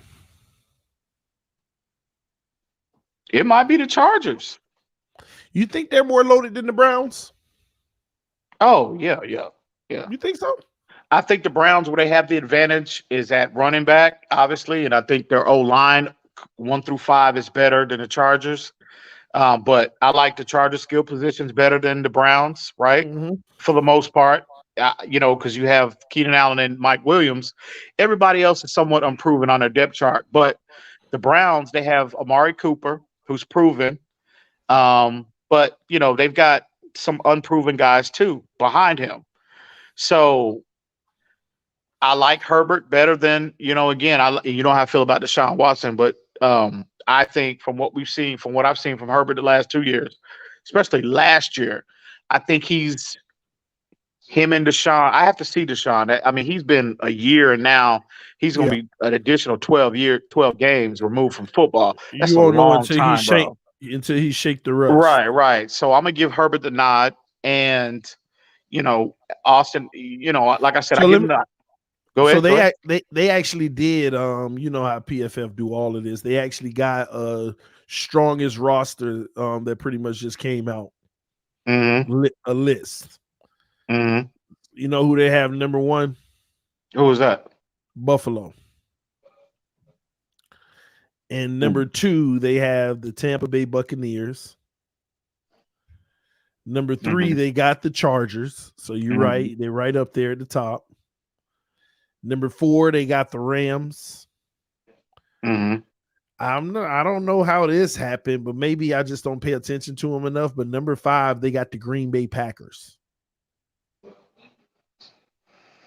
Well, number 6. That's interesting. Yeah, number 6, Cleveland Browns. Number 7, the Philadelphia Eagles. Number 8, Cincinnati Bengals. Number 9 is the Chiefs. Number 10, guess who's there? The Miami Dolphins. The Miami Dolphins. Top 10 roster in the NFL. Yeah. And the Saints are 11. Baltimore 12. San Francisco 13, so on. It's at 14 is Denver. But yeah, let me look at this. Miami is number 10, huh? I would agree. Like I said, man, this team is, I think this is a championship roster. They're going off of your top 11 on offense and top 11 on defense with PFF grades. Yeah, and I could kind of see now because And if your roster overall is considered from a talent standpoint top 10, that's a championship roster. You know? You're right. You're right. I'm looking at it now, man. The Chargers offensive players, man, almost every single one of them have a phenomenal rating. Bro, they're loaded. Man. They're loaded. They got 8 guys on offense over 77. And I'm telling you, most players are in the 50s and 60s. Yeah, they're low. I'm telling you, man, they're loaded. But the Dolphins, the Bucks are too though on offense. Oh yeah, for sure. And you still, and Brady, I don't care what nobody says, he's still the best quarterback in the National Football League. He's still that guy until proven otherwise. I would rate Tampa Bay absolutely. The Rams are loaded. I agree with that. The Browns too. They're loaded. Let me go to Green Bay and see why they're loaded. Let me see why from a play. Yeah, their offense, bro, is still loaded because they have Bakhtiari. They still got arguably the best left tackle in football, and David Bakhtiari coming back. Aaron Rodgers is a 90. Right. Aaron Jones is a 82. AJ Dillon is a 86. Their receiver Alan Lazard is a 65, so he's low. But Christian Watson is a 88, the wide receiver. Yeah, the rookie from North Dakota State. Yeah, he's a 88, and Randall Cobb is a 70. So they're weak. Damn, why they have him rated so high, bro? As a rookie, I know he's got crazy athletic traits. I get it, but man, 88 already. Yeah, and they got their left Bakhtiari is 92. He the highest on offense, but their tight end is a 54. So technically, their weakest unit is wide receiver and tight end. Right, but everybody else is a high score. The O-line, the running backs, and so the running game should be good. They got the quarterback. But I think they're getting carried by their defense because that's what I was gonna say. They got these guys got they got a top 7 unit. All of these guys on their defense are highly rated. You guys, Zaire Alexander coming back too this year too. Yeah, I see he's the highest rated on that. The rookie Devontae Wyatt shockingly has a 90 score. Edge Rashawn Gary is 90. Yep. Dominant. Preston Smith, dominant. Devondre Campbell is really up there dominant for a linebacker. Yeah, they defense is literally loaded. I think their defense carries them more and their offense does enough. So that's why they snuck up in there, man. But yeah, it's interesting. And then you go to the Dolphins, right? In ours, you got Tua, like most quarterbacks rated like a 90 or 85 or above. Ours being number 10 is still good to have Tua rated at 68. Oh, they have him at a 68. They got him at a 68.3. Chase Edmonds at a 67. Alec Ingold at a 69. But then our receiving core, Tyreek is a 86. Waddle is a 78. Cedric Wilson is a 72. Gesicki is a 69. Teron Armstead is a 76. Eichenberg is a 51. Connor is a 75. Hunt is a 67. And Jackson is a 50. But our defense is where we shine. Christian Wilkins 83, Zyler 85, Ogba 77, Melvin Ingram is an 81, Xavien Howard 71, Javon Holland is an 85. Well, you got to look at don't just look at the picks. Xavien Howard I know we always just look at the interceptions, but when you give him his whole composite score of everything that a quarter is responsible for, Xavien Howard tends to not grade out very well often. Well, I mean, again, picks are huge. But Xavien Howard, but from a coverage standpoint, he's improved significantly over the last 3 years. 71. 71. Oh, man. Byron Jones is a 65. Nick Needham is a 66. Raekwon Davis is the 37. 37, bro. But look at the year he had, though. He was banged up last year. But 37, okay. Yeah. Okay. But it's getting carried by the defensive edge and the interior defensive line, with the exception of Raekwon, and then the back end with Javon Holland. So it's well rounded, It's that is interesting. That is interesting. But yeah, though, I mean, the Chargers and the Raiders and the Broncos and the Bengals, those are the teams we're gonna have to. Do we play all of them?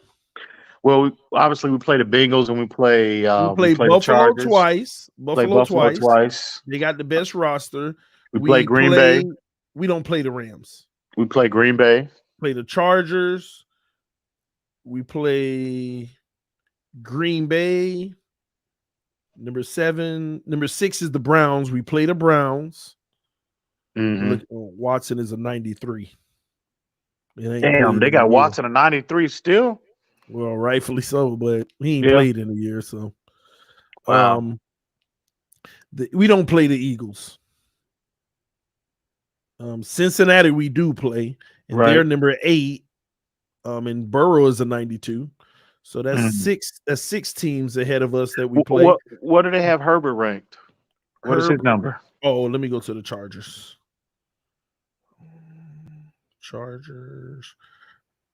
No, that's the Rams. 90.1. So Herbert was a 90.1. So we play 6 of the teams ahead of us, unless we don't play Kansas City, right? No. So we play 6 of the team. Wait, hold on. 6, but Buffalo's twice, right? So let me go through it one more time. We play the Bengals. We play the Browns. We play the Packers. We play the Chargers. And we play the Bills twice. 6 of our games are better rosters. Yeah. 6 of our games have better rosters. That's why, the first 4. That's why you're supposed to go 11. That's why you're supposed to go 11-6 at a minimum. Yeah. We don't play the Saints, right? I don't believe so. But we play Baltimore.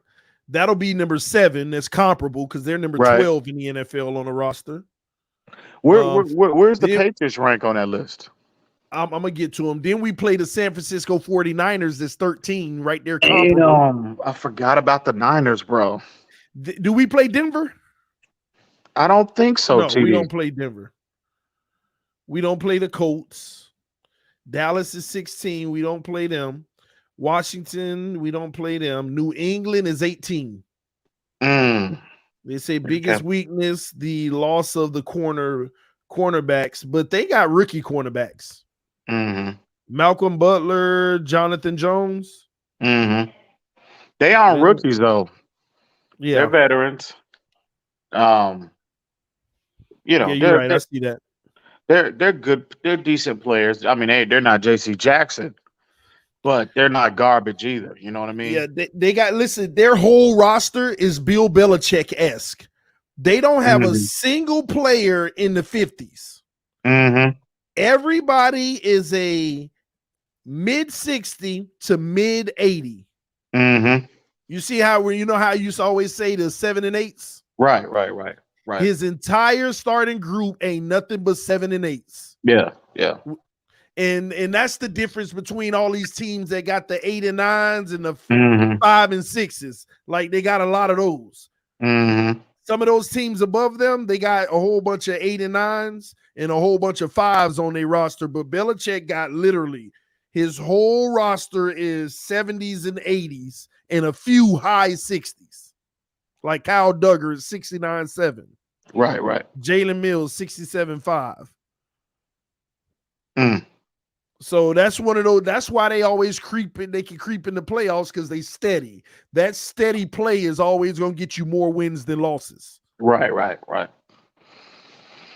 And if you get an injury, you still survive because the backup is a similar grade. They're in a similar situation like us. They just need elevated play at the quarterback position. Yep. If they get that, well, we're going to be a serious contender because the roster is in place. Our roster is in place. Then we play the Vikings. They're number 19. Kirk Cousins is an 88. Justin Jefferson is a 90. Thielen is a 75. You know, he's been going down the last few years. Yeah. But they're solid, you know, some high players, but then a whole bunch of 60s. And I think we played them on the road. That's not going to be a gimme. That's the game. That's one of the games I'm worried about is the Green Bay game, the Minnesota game, the Baltimore game, and there was one more. In the Browns. Those are the ones that people are going to always be on a high horse, but they just not gimmies. You're right. And that Pittsburgh game too. With Deshaun, I'm sorry. I just don't trust. From what we saw from Jacoby last year, bro, Jacoby is deep fried. And I don't think Jacoby will be the quarterback by then. Well, who do you think? Jimmy G? You think they're gonna trade for Jimmy G? I think that by week 5 or 6, when things are falling apart, they'll make a trade for like a Teddy Bridgewater, a Jimmy G. I can see it happening. You're not gonna roll with with no freaking Jacoby Brissett unless you're saying screw this season. We're just gonna do it next season. You got to get the team the best chance. Now it's going to be shocking because he does have a lot of talent around him. And what if Jacoby actually winning games? Well, they always have, they got Rosen on the practice squad, so you already have that Rosen as a fallback plan. So man, they're gonna run the ball, bro. This team is gonna run the ball. It's funny you bring up Teddy. So you know what? The more I think about it, TD, I think your point about Teddy is spot on because I think the Dolphins are hanging on him as a trade. When somebody really, really need it. Yeah. You know what I mean? When teams get in desperation mode. Somebody get hurt. Yeah. A $6 million contract, $6.5 million contract up to 10. Right. There ain't nobody gonna be really scoffing about it, especially if you're a decent team. Right. Trust me, Teddy is very tradable, but when the time comes, it's no rush. But he could very well be traded. I don't even think they'll dress Skyler on game day. They won't dress Skyler. It'll be Teddy and Tua because you can only dress 46. And you know at the end of the day, Skyler is the guy that you're gonna hold on to because you're gonna invest in his long term. Right. So they're not going to dress Skyler. I doubt that happening. It's not even worth it unless one of them gets hurt, like Tua or something. Mm. Yeah, Teddy is an interesting. Yeah, Teddy. I think him. Yeah, because I think Skyler's play. I think they just have an elevated level of confidence in Skyler. He based off what they saw in practice and in preseason games. Yeah, Teddy. I think Teddy is. He might even be as we speak being talked about. Exactly. He might be quietly on the block. But Chris Grier, how he is, you're going to have to trade for that contract and give me a fifth. Right. Grier want to win from it. Because technically, you just want to get off his contract. You'll take a conditional seventh. Right. Well, you for a starting quarterback, you're going to want to get at least a fourth for Teddy. Yeah, I think Grier would take that $6.5 million savings in a heartbeat. No, I think I think a fourth to get it done with Teddy. Don't forget, I think a team we paid to move on from Tannehill. Yeah. So who's better, Tannehill or Teddy? Well, Tannehill, yeah, for sure. So in this circumstance, but at that time, though, was Tannehill better than what we've seen from Teddy? I think they were comparable. Well, at that time, yeah. Okay, I'll give you at that time. Now you see a difference, but that's also with more around him. So, but yeah, I thought about that. I was like, yeah, Teddy. He's an asset until the trade deadline is over. Right. He could be moved at any time. Right. Especially if Tua looks great. Mm-hmm. Because that's what it's supposed to be. Your starter is supposed to be so good that you only need a $2 million backup. Mm-hmm. I agree. You do not pay a backup $6.5 million. I agree.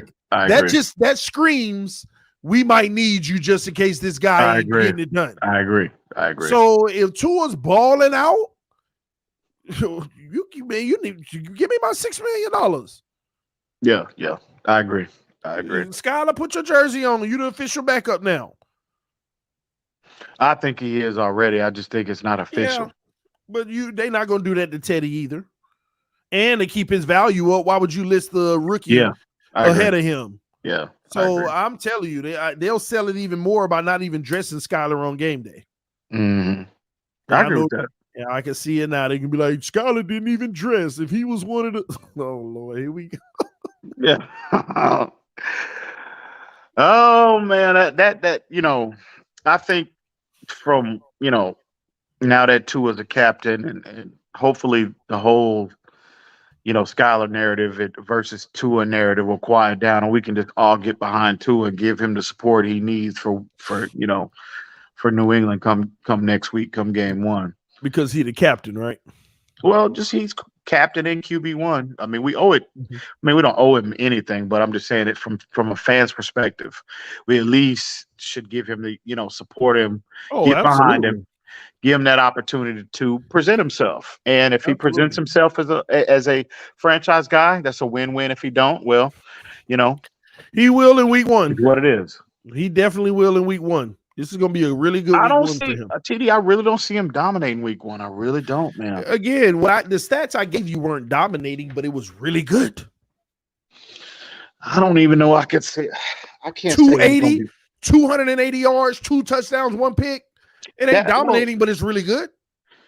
I get it. I don't even see that. I see more 215-ish. I see him. Man. No, we can't go back to 215-ish. Hey, we can't. You can't have. Oh my gosh, you just hurting me. Hey man. Hey, I don't want to deal with the efficiency. I see 215-ish, maybe 220. I see a touchdown, maybe 2. Right. I see a very efficient game. I don't think. I think that'll just be enough for us to win. I don't see a level of dominance. Not week one. I really don't even see that. The first 4 games, to be honest, because of the teams we're facing, the defenses we're facing. You just said 215. Okay, but if he has a high completion percentage, and he give you 215, 220, 2 touchdowns, bro, and we get a win. I'll take that. I'll, I'll take that, TD. I will. You know, EM got Tua throwing for 3,600 yards this year, y'all. bro, I didn't say he was going to do that the whole year. I said in week one. Well, my point is that's week one. He ain't finna put up more yards versus the Chargers. Well, he ain't putting up more yards versus Buffalo. But aren't they playing the Jets twice, right? And look how he played versus the Jets the last 2 years. Well, you got well, you got a point there. Oh man. All right. Fair enough. Bro, you need to recalculate, bro. At least get a man 255. 255. I said 280. At least give him 255. Oh man. Okay, all right. I'll give him 230. God dog, yeah. I'll give him two. I just don't see it, TD. I don't, bro. I just don't. I don't see 30 times 17 because I need 4,000 yards. You giving them 3,900 yards, man. I didn't say he was going to do that every game, but it don't matter. Even though we do have a strong schedule, TD, but we do play some lesser tier teams on our schedule. And I get the Jets. He played the worst, but again, that's fair. That's a fair argument, but we didn't have the personnel that we have this year, so we have to let it play out. We'll see what that looks like. Look at this. One Jets game, he put up 196, 2 touchdowns, 2 interceptions. The other Jets game, he put up 273, 2 touchdowns, 1 interception. Okay. So versus the Jets, he averaged about 240. So, but you're making it seem like New England will be 215, but he gonna put up 300 on the Jets, so it'll even out. No, I just don't, bro. I just don't see. Again, look who, bro. 160 yarder from Tyreek. 160. I ain't gonna lie. I'm expecting one a game. One a game, really? No, not as a bad thing, but we're going to get at least one a game. One big connection, about 50, 60. You think? Come on. You finna throw the ball 25 to 30 times a game and you ain't going to connect on one deep ball? I mean, one a game, TD. I mean, did Mahomes make? How many are you thinking a game? 0.5? I mean, one every 2 games or something. What are you thinking? But how often did Mahomes get hit a 60? I mean, Mahomes didn't even do that every game, bro. 50 plus. You know what I'm saying? I mean, I don't know. I just think the first 4 games, considering the defenses that we're facing, TD, I just don't see. I mean, I don't see Arizona level. Hopefully, well, maybe. Man, I can't even say. Let me say this. I will reserve that. Let me retract that statement. I'll know more once I see what he looks like in week 1. Because as of right now, and again, I know we improved. I get it, but I just think, bro. Oh, my bad.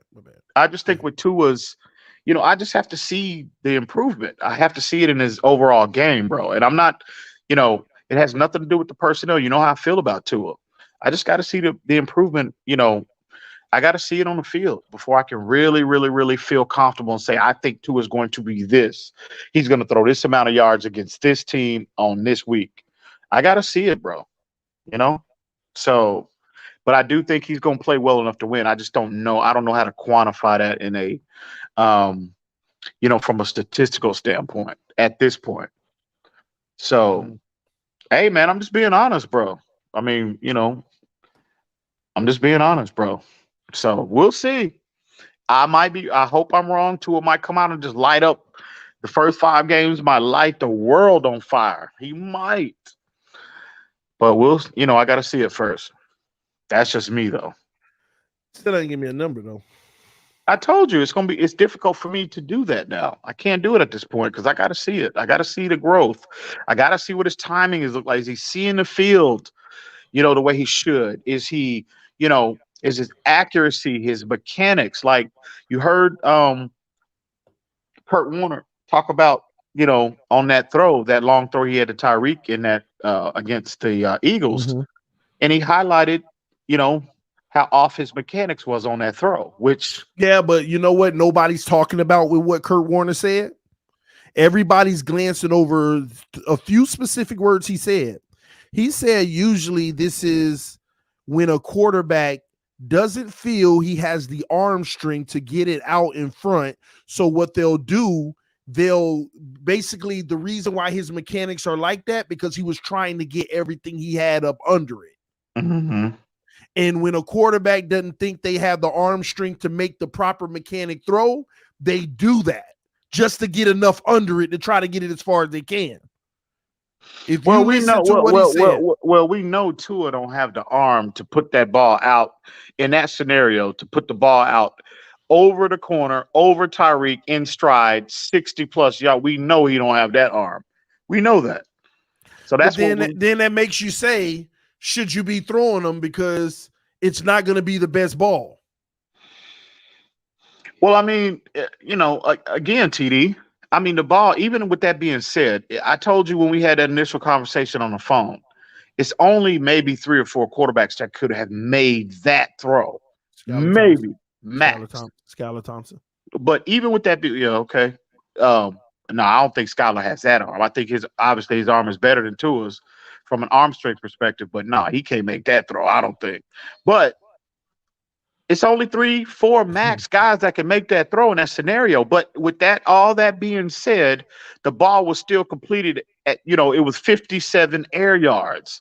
And I told you when we had baseball slide, you're right. Well, okay. Well, whatever. But it does take an exceptional receiver to even make that catch, to be able to have that speed to where you can identify it and readjust and then give a baseball slide. Right. And we've seen Mahomes do that consistently as well. How many times have we seen Mahomes throw to the spot? All the time. All the time. Yeah, him throw to a spot, Tyreek turn around tracking a football and responding to the ball and making a play. We've seen them do that throughout their career together in Kansas City. I think that's absolutely different, though. I think a lot of times Mahomes is putting it 10 yards short so he can identify and be the only one coming up to get it. Tua's actually trying to make the throw, and it ain't getting where he wanted. It's 57 air yards, TD. Yeah, I get it. He's still trying to make the 63, but it just ain't getting there. He's not intentionally saying, I can't go that far, but let me put my 67 in this spot. That ain't what he's saying. He's saying, let me go as hard as I can, and Tyreek can make a play on this. Well, I think in that scenario, I think he was more intentional on where he wanted to deliver the football. How was he intentional when he said he didn't even like the ball placement? Well, no, he didn't say placement. They were talking about with the ball being underthrown. I wish I could have thrown a better ball. What I took from that comment was that he wished he could throw it further, further football. Okay. But if you're talking about ball placement, it was only one spot. He put it in a spot where only his receiver can get to it. And you could say, well, he was just closing his eyes and throwing a ball, dialing back and throwing the ball as far as he can. You could say that's what he did. Nobody knows that. You can't read that man's mind and know what his intentions were. He knows it. Kirk knows it. Everybody knew it. You just don't want to admit it. Well, all right. Well, that's fine. All I can do is respond and evaluate the play. And the facts are he put the ball in one spot that his only receiver can get to it because the DB was turned in the opposite direction when Tyreek made a break on the football. That's a fact. Mm-hmm. And with all that being said, it still was 57 air yards in the air, which is considered an explosive play by NFL standards. And if Tua can consistently if he adds that to his repertoire, right? Mm-hmm. He can threaten teams 50+ yards down the field. That's all you can ask from a quarterback. No, sir. First of all, if I'm playing Buffalo, you don't never throw that ball if you can't get it out in front. Okay, all right. Am I wrong? No, I mean, if you're playing Buffalo, you never throw that ball unless you know you can get it out in front. No, I disagree with that because again, so those safeties aren't the kind that's going to identify at the same time that Tyreek does, but they got a better position because they're on the inside. That guy that was with Tyreek went around the man and slid to get it. He just never turned around as the fourth string safety, by the way. Okay, we'll call it what you want. But at the end of the day, the safety had his back completely turned in the opposite direction. And a top safety is not, though. Oh, you don't know that? How can you say that? Because he's in a trail position. He's that's the problem. Tyreek. A fourth string safety in that situation should have never been trailing. They should have been backing out. Okay, well, Tyreek is running by 99.9% of the safeties in the league. No. What I'm saying is, if you look at that play, that safety literally waited till Tyreek actually passed him before he turned around and ran with him. What? Most safeties see him coming, they starting to go ahead and already back up, and they still get ran by, Yeah, but on that play, on a short ball, it didn't matter if they get ran by. On a short ball, now I got a play that I can make. Well, no. Well, at the end of the day, you mean to tell me Javon Holland wasn't gonna make that play if he was back there? I mean, maybe we can sit here and debate that. We can only evaluate what happened, what transpired on that play. You can say that all day. Well, I think this player would have made a different. Okay, that's fair. But at the end of the day, in terms of the play, we're here evaluating the play on that in that game in that rep on that rep. I think Tua was more intentional where he wanted to distribute the foot. I think Tua knows he don't have that arm to put that ball out over that corner, over that safety, and ultimately over Tyreek and hit that man in stride in 60. Again, the ball was completed at 57 yards. So for him to how far would he have to put that ball out to hit that man in stride for a touchdown? 60 plus. No, not necessarily. You just got to throw it 2 seconds sooner. Don't forget that too. No, but he was covered though, because but he was covered when it was covered when you threw it anyway. No. Tyreek was out in front of that safety, bro. Do I need to pull it up when Tua threw the ball? Pull it up. Tyreek had clearly he had passed the safety, bro. Lord, bro, he did not pass him to let that ball go. That's why I raved about it. He went the launch point for where he threw the ball. Tyreek never even passed the safety yet. That's why I raved about it. That's why I said I can't believe he took the shot, and I love it. When Tyreek, when he released the football, that's why I think he was more deliberate and intentional where he wanted to throw the football because he anticipated, right, where Tyreek could make a play on the ball because he knew he can't make that throw. So he said, I think for the most part, and I could be wrong, Tua might have just dropped back and closed his eyes and just threw it as far as he thought he could put it, is what you think he did. But I don't think so. I think he was more deliberate. I think he was more intentional. He know he can't make that throw. He said, well, let me put him in the spot and let Tyreek, because Tyreek clearly had beat the safety. He was out in front of the safety. When maybe Tua released the football, Tyreek hadn't gotten by him at that point. But again, Tua's anticipating, well, damn, I can't make that throw at the 60-yard mark. There's no way. Well, but when he released the football and threw it to a spot, okay, Tyreek had clearly had gotten by the safety, and he's the only one that could turn his head, make an adjustment on the football, track the football, and ultimately make the play. So basically, I'm not a mind reader. You're not a mind reader. Only Tua knows then, I guess. We just don't know if he just threw it up there as far as he could, or if he said, let me place it on the inside short so Tyreek can come around his man and go get it. We don't know. So why when Mahomes does that, why is there no Mahomes threw it short? Mahomes threw it short. He didn't get enough on it.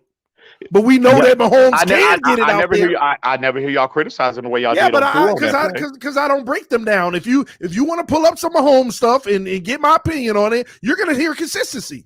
Stop. What you said the other night. Now, if we're going to talk about the conversation, if I may share some information. The other night, when we were on the phone, you were saying we need a better quarterback just because Tua couldn't put the ball out 65 yards in front of Tyreek Hill. I don't know if he was trolling. I don't know if he was trolling or not, but that's what you said. Listen, do you realize we keep on talking about the limitations he has? Well, he can't put it that far. Only a few can. It doesn't matter what. Ain't nothing wrong with me wanting one of them few that can. And I want that too. But we don't have it. You need another quarterback that can. Who? Go. Bro, we've had options. Trees. Well, I'm just saying we keep having freaking options that we pass up. I agree, but they not opting. Listen, look at the last 2 years. Freaking, I mean, look at the last 2 years. You passed up on Herbert. You decided not to go after Deshaun Watson. You sitting here, Lamar Jackson could even freaking do it. Out of all people, I don't know about. The man just threw a 65-yard flick in his wrist. The man threw his 60 yards on his knees. Don't tell me he can't do it. I don't know. I don't know. You just saw on this channel. You just saw on this channel the other day a 65-yard flat pass in the flick of his wrist. Didn't even come back. Just went like that. You saw it yourself on this channel. I don't know if I don't know if Lamar has that, bro. I don't know. Stop. I don't know. You've seen Lamar launch a cannon. You've seen it, bro. I mean, the hit. Listen, I'm not. I'm not too inept on his accuracy, but don't make it seem like Lamar can't get the ball down there with the best of them. The hits Tyreek in stride in that scenario, 65 plus. Listen, you think so? You ain't got to hit him in stride. You just need to get it out there in front. Tyreek is still gonna go get it. Hey man, listen. See it. Look, Bones. Look, look. How is that disrespecting Lamar? All I said. Do you know how many quarterbacks can make that throw? We just talked about 3, maybe 4 tops in the entire league can make that throw. How is that? Just because Lamar don't have that throw, that he has that kind of arm, that's no disrespect to Lamar. Lamar doesn't have the arm talent as far as placement. I don't think he has the arm strength to do that in that scenario. I don't. I think it's Josh Allen. I think it's Herbert. I think Mahomes. I think it's those 3 guys, bro. Bro, it's more guys in the NFL than you think. Okay, all right. Well, I'm not saying. I think again the accuracy, the timing, and the arm strength. I think it's 3 guys that makes that play consistently, in my opinion. So, but anyway, you said, "Oh, that's why we need a new quarterback." Because he can't throw the ball 65 yards in stride. I'm sick of us talking about his limitations, but what he does to make up for. But damn, 90% of the league has that limitation. Bro, PD. that ain't it. That ain't it. Them ain't the only limitations. You know that. Me and you know that. Can Tua make all the throws? We're not talking about. No. What we were talking about was the underthrown ball. That's what we were talking about. Can Tua make all the NFL throws? We are not addressing any other areas of that he's deficient in. We're talking about that play. But I'm not saying we need a new quarterback just because of that play alone. That's what you said, TD. No. That's exactly what you said. But it's, bro, you know good and well. I'm trying to tell you, it's a culmination of all the freaking limitations. What you said the other night. You said we need another quarterback because he cannot make that throw. That's what you said. That's a big reason. All right, well, that's fine. But again, I'm telling you, in terms of if Tua can threaten teams with 57 yards down the field, and again, I think that's more so him seeing the field as opposed to his arm strength is what I want to see the biggest leap in that area of his game. But if he's able to do that and anticipate, bro, that's all you can ask. That's all you need, because that's considered an explosive play by NFL standards. And you combine that with a run game, you combine that with, again, him being able to locate other receivers consistently, distribute the football, the way he needs to, bro, that's all you can ask. That's all you need. All I'm saying to you is you got a $30 million receiver and you could only use $24 million worth. That's all I'm saying. You listen. We don't even have the capability of fully unlocking Tyreek. You know what fully unlocking him is? A freaking that would have been a 75-yard touchdown versus a 53-yard catch or whatever it was. Oh my God! That's all I'm saying. Did Mahomes unlock him? Did Mahomes unlock him? Well, maybe he couldn't either. That's why they didn't give him $30 million. So all I'm saying is, EM, if the ball was led by one of those three quarterbacks that could do it, would it have been a touchdown? Yeah, and I get and listen. So the only thing I praise him about are the next two passes that got in the end zone. Because but traditionally that's where we fail. We'll get a big play. Hang on real quick. See, look at Bones. You slacking tonight, bro. I'm tempted to tell TD to drop the link so you can get your behind up on this panel tonight. Look at this. Boy. So, EM, you're going to sit here and tell us, as a true evaluator of the game, that Skylar is not a better QB in this preseason. Who even brought up Skylar Thompson, bro? Who discussed Skylar? I mean, what is he talking about? I'm really tempted, TD, to tell you to drop that link so he can get his behind up here, bro. What is he talking about? So all I said was I don't think Skylar has that arm. Skylar don't have a top upper 5% in the NFL type arm. He don't have that type of arm. He got a better arm than Tua. He's got a very good arm, but he don't have that. It's levels to this. Skylar Thompson does not have that type of arm, bro. Stop. Better than Tua's. That is ridiculous, bro. Oh. But anyway, I'm sorry, TD. What were you saying now? Well, I'm just saying, man. Bones, you need to go to sleep this late, bro. But go ahead. I'm just saying, man. I just don't like the limitations, bro. Like I hate leaving meat on the bones. That's all. And I agree, TD. But damn, man. I mean, bro, if you act like these guys grow on trees, you can just let me go find that guy. Because trust me. Then why are you paying a guy $60 million, $30 million if you can't even unlock him 100%? But TD, I mean, how much Debo make a year now? But do you have to unlock Tyreek 100% for us to be successful as a team to get where we want to be? Yeah, you need to take every advantage of every opportunity you got. Touchdowns, not big passes that lead to field goals or punts. But how realistic is that, considering how smart defensive coordinators are in the NFL? Is realistic for guys who score 50 touchdowns and 5,000 yards in the season. And what happens at the end of that season? Did the Kansas City Chiefs unlock him 100% in the Super Bowl when they played the Tampa Bay Buccaneers 2 years ago? Well, how many catches did Tyreek have in that game? I understand one game. Okay. I understand the one-offs. Okay. But don't act like the possibility ain't there. See, we don't even have the possibility for that big play. TD, we don't even have the possibility. TD, we're not asking you to get it every week. 57 air yards. That's not a big play, TD. Listen, man, we need. That's not by NFL standards. That you're telling me that's not an explosive play. 57 a pass he completed 57 yards down the field. 60. Bro, you need to stop. That's what we need. That's you need to go, Joe. It's you late. Know what? This is what I'm gonna do. You need to go to sleep too. This is what I'm gonna do for you, EM. Every time we throw a deep ball and we still punt, just because they had to come back or slow down to get it and then they get tackled, I'm gonna make sure I call you out every time. Single time. Listen.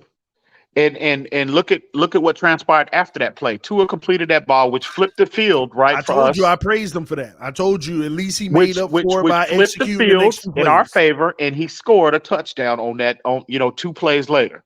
Yeah, 2 wide open guys. So every explosive play, and again, in a perfect world, I would love for every explosive play to go for 7, but it don't. That don't happen. That don't exist at this level, bro. Yes, it does. All right. Okay. It does. So I really don't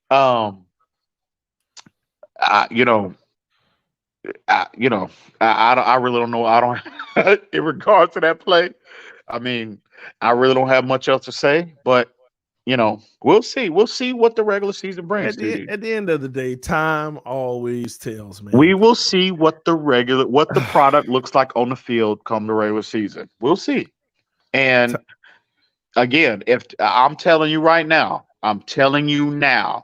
if Tua, just like he anticipated that throw, he saw the play develop before Tyreek was thinking about getting in his break. Tua ain't see nothing develop, bro. Okay. He just threw the ball. All right, hang on.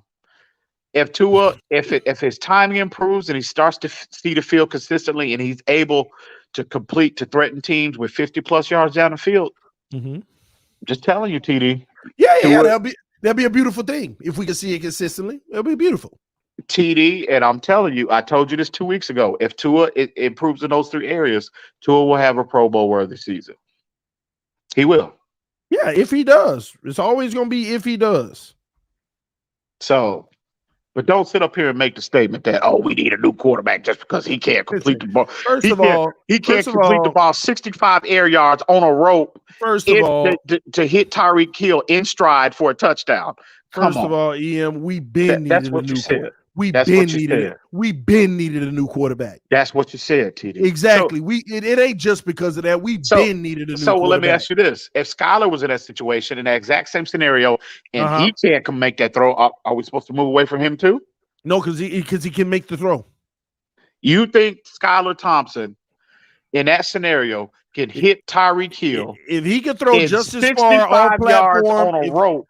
If he can throw just as far all platform, yeah, he can.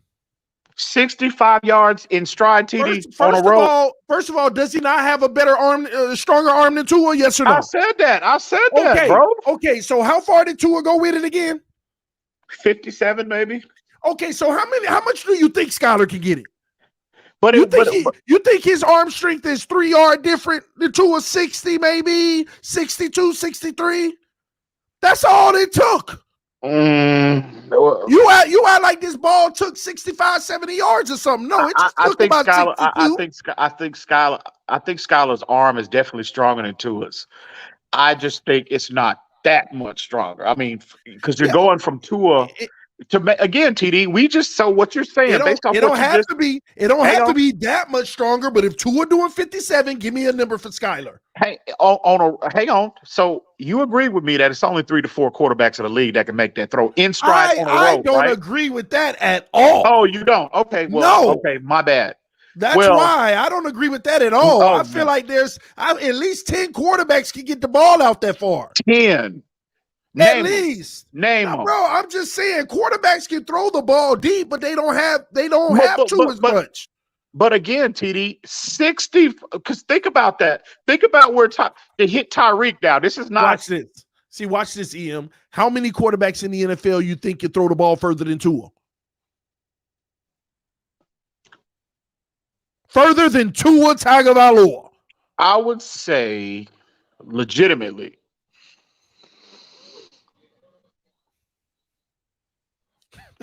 You think about this? Hang on. I'm just getting all my ducks in a row. Hang on. I would say because I'm trying to think. Wait, no. I'm trying to. I'm compiling a list of my top 10 guys. And somebody hold on. Somebody put in the comment section accurately. Tua never throw him accurately like that. So don't say accurately. We just saying putting that ball out there. How many can throw further than him? Man, I think accurately. Tua ain't throwing the deep one accurately like that. Seriously, TD. Seriously, let's go. Okay, let's compile a top 10 list real quick. Obviously, got Aaron Rodgers Josh Allen, Mahomes, Herbert, Deshaun Watson has a stronger arm. Russell Wilson has a strong arm, so I'm up to 6. Stafford, obviously. Yeah, Stafford can make that throw for sure. Golf. I think Joe Burrow and Tua's arms are comparable. I really do. I don't think Joe Burrow has a strong arm. What do you think about Jared Goff? Comparable. I think they have a comparable arm. Yeah. I think he's stronger than Tua's. A lot stronger? I mean, again, this whole notion of a lot stronger, because that's why I'm trying to baseline you at Tua's 57. When we say, well, it may be a little bit stronger, then give me a number. If Tua going 57, what does a little bit longer look like? But consider this, TD. The ball died. It died. It died. Yeah. It definitely died. The ball died. It wasn't like the ball he hit Tyreek in stride. No. That ball went like this. Woo! Yeah, for sure. For sure. The completion was 57 at the 57-yard mark, but the ball died at some point. I don't know exactly where. At a minimum, 15 to 20 quarterbacks at a minimum has a stronger arm. Way stronger than Tua. Does Matt Ryan have a strong arm? Yeah.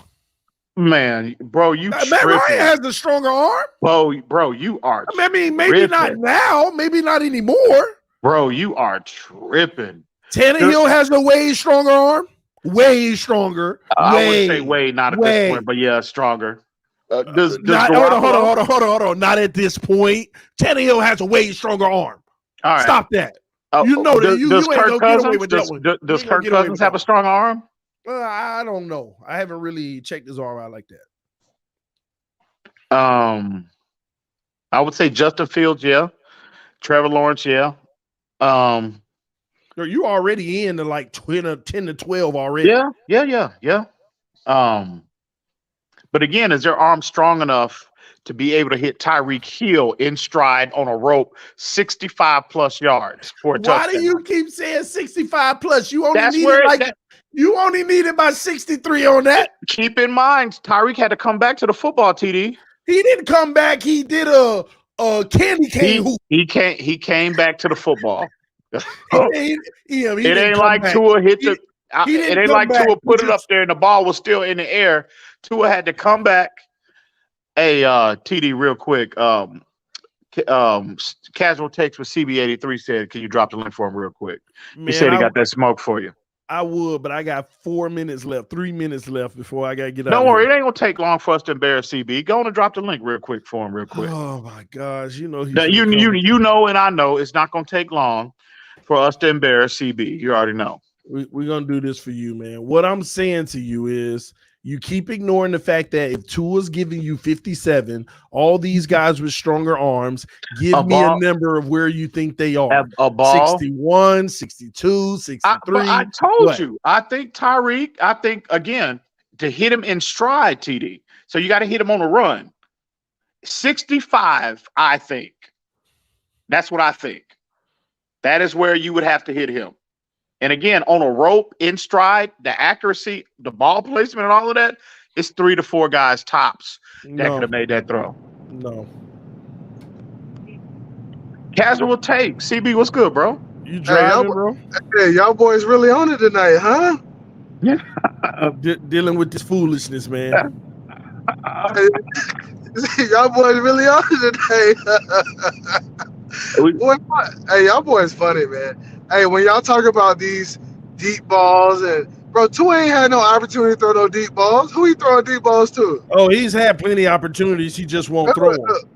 He threw a couple of Waddle on the corner routes. We talked about that the other night, TD. He threw the corner routes. But who has he had opportunity to throw? Jakeem Grant? Stop, bro.